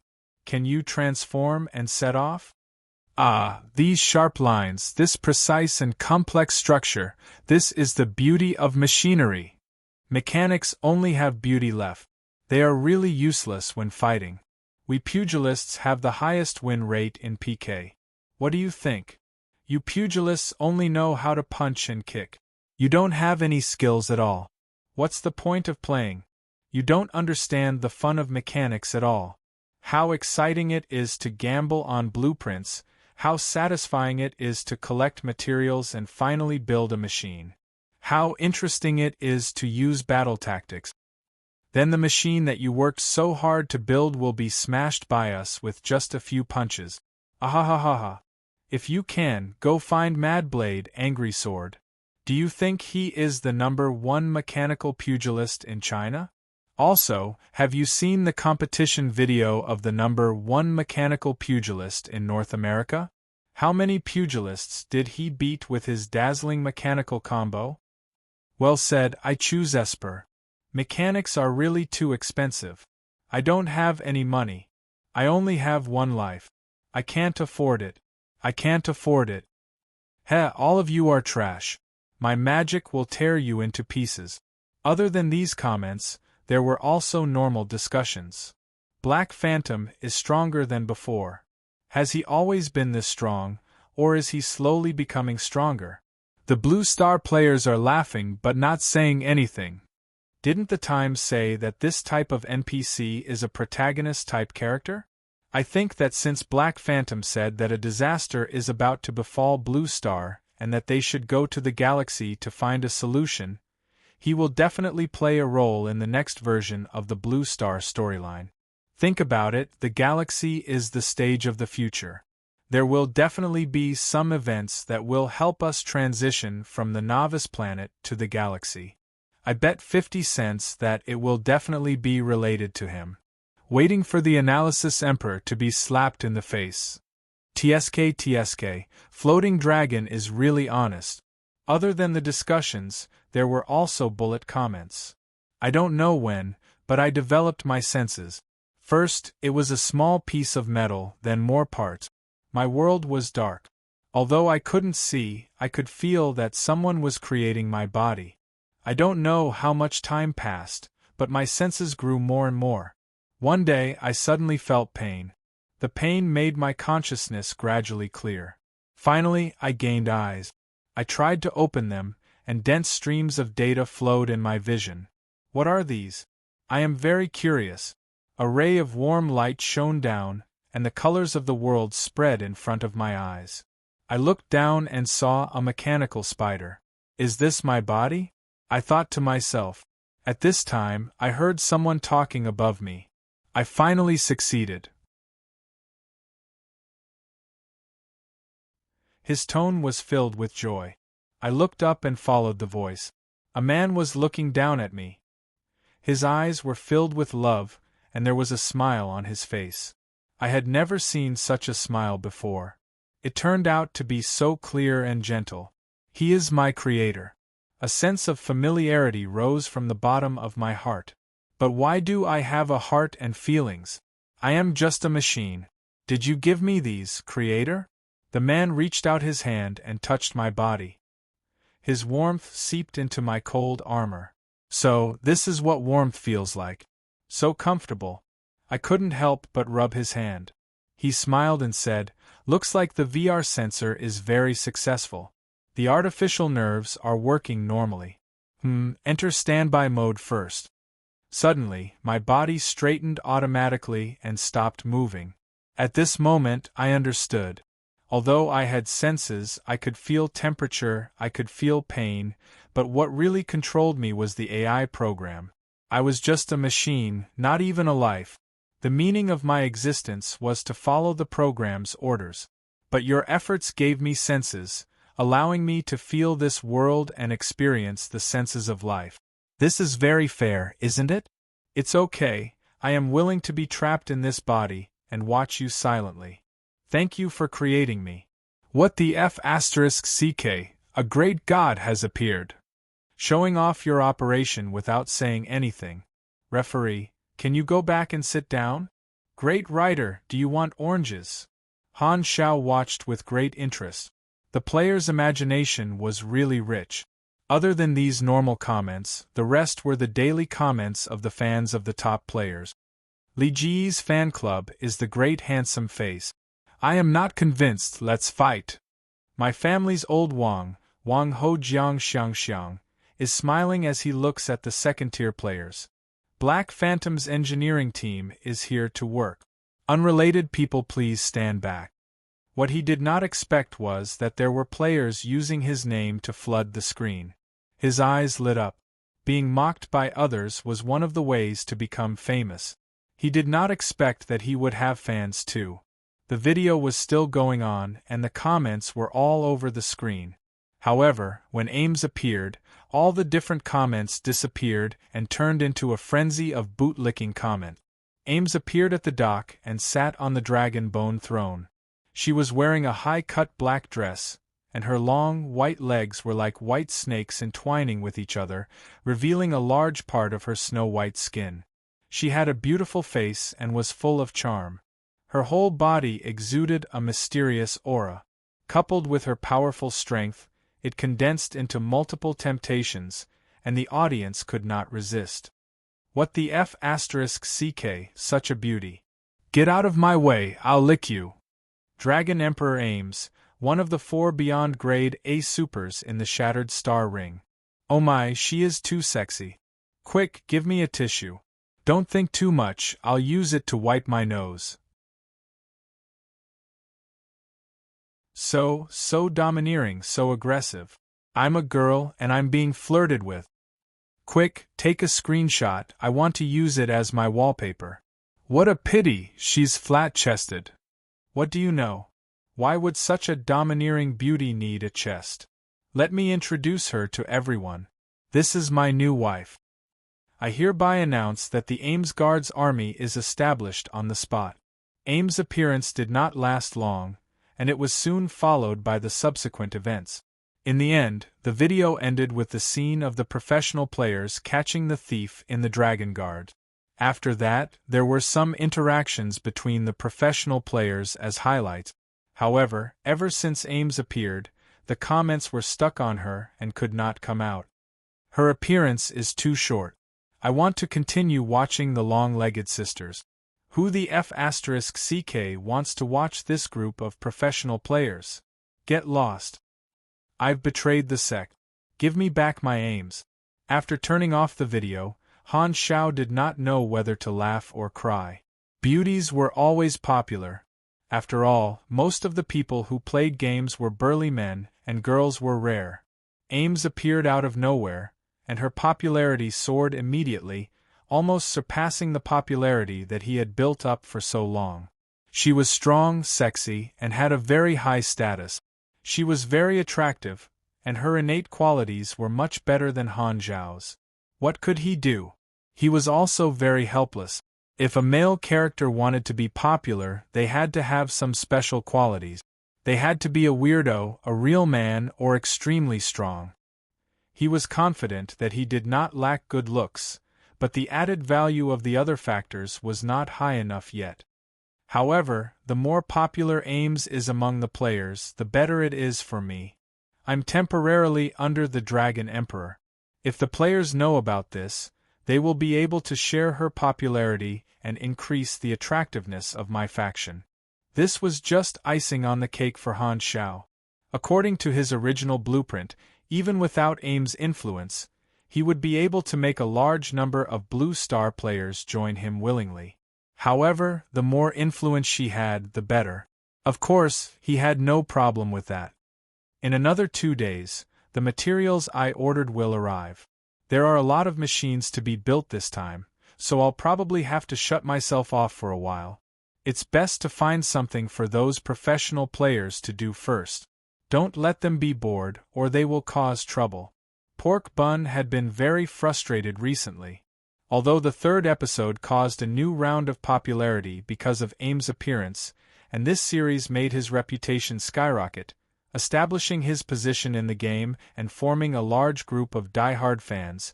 It also gave Pork Bun trouble at the same time. The Dragon Emperor was too popular. Many viewers sent him private messages asking him to edit more scenes of Ames. Of course, Pork Bun was willing. He had already thought about the content of the 4th episode, which would form a link with the 3rd episode. Things took a turn for the worse. In the end, he saved the Silvers, added a few new members, and was chased by Darkstar. The Dragon Emperor came to his rescue and caused a sensation. However, the problem was that he lacked the material for this video. When he was chased by the Darkstar fleet, he was either on the spaceship or underground. He did not have the chance to record anything at all. He even missed the scene where Ames destroyed the Darkstar fleet, which made him regret. Such a grand scene, full of explosive material, and he did not record it. What a dereliction of duty! Therefore, he had been troubled recently. He racked his brains but could not think of how to fill in the missing content. At this time, Han Shao entered the resting hall of the stronghold and looked around. Most of the players were here. Seeing him walk in, pairs of eyes gathered on him, flashing with anticipation. You're tuning in to the Phoenix Knights YouTube channel.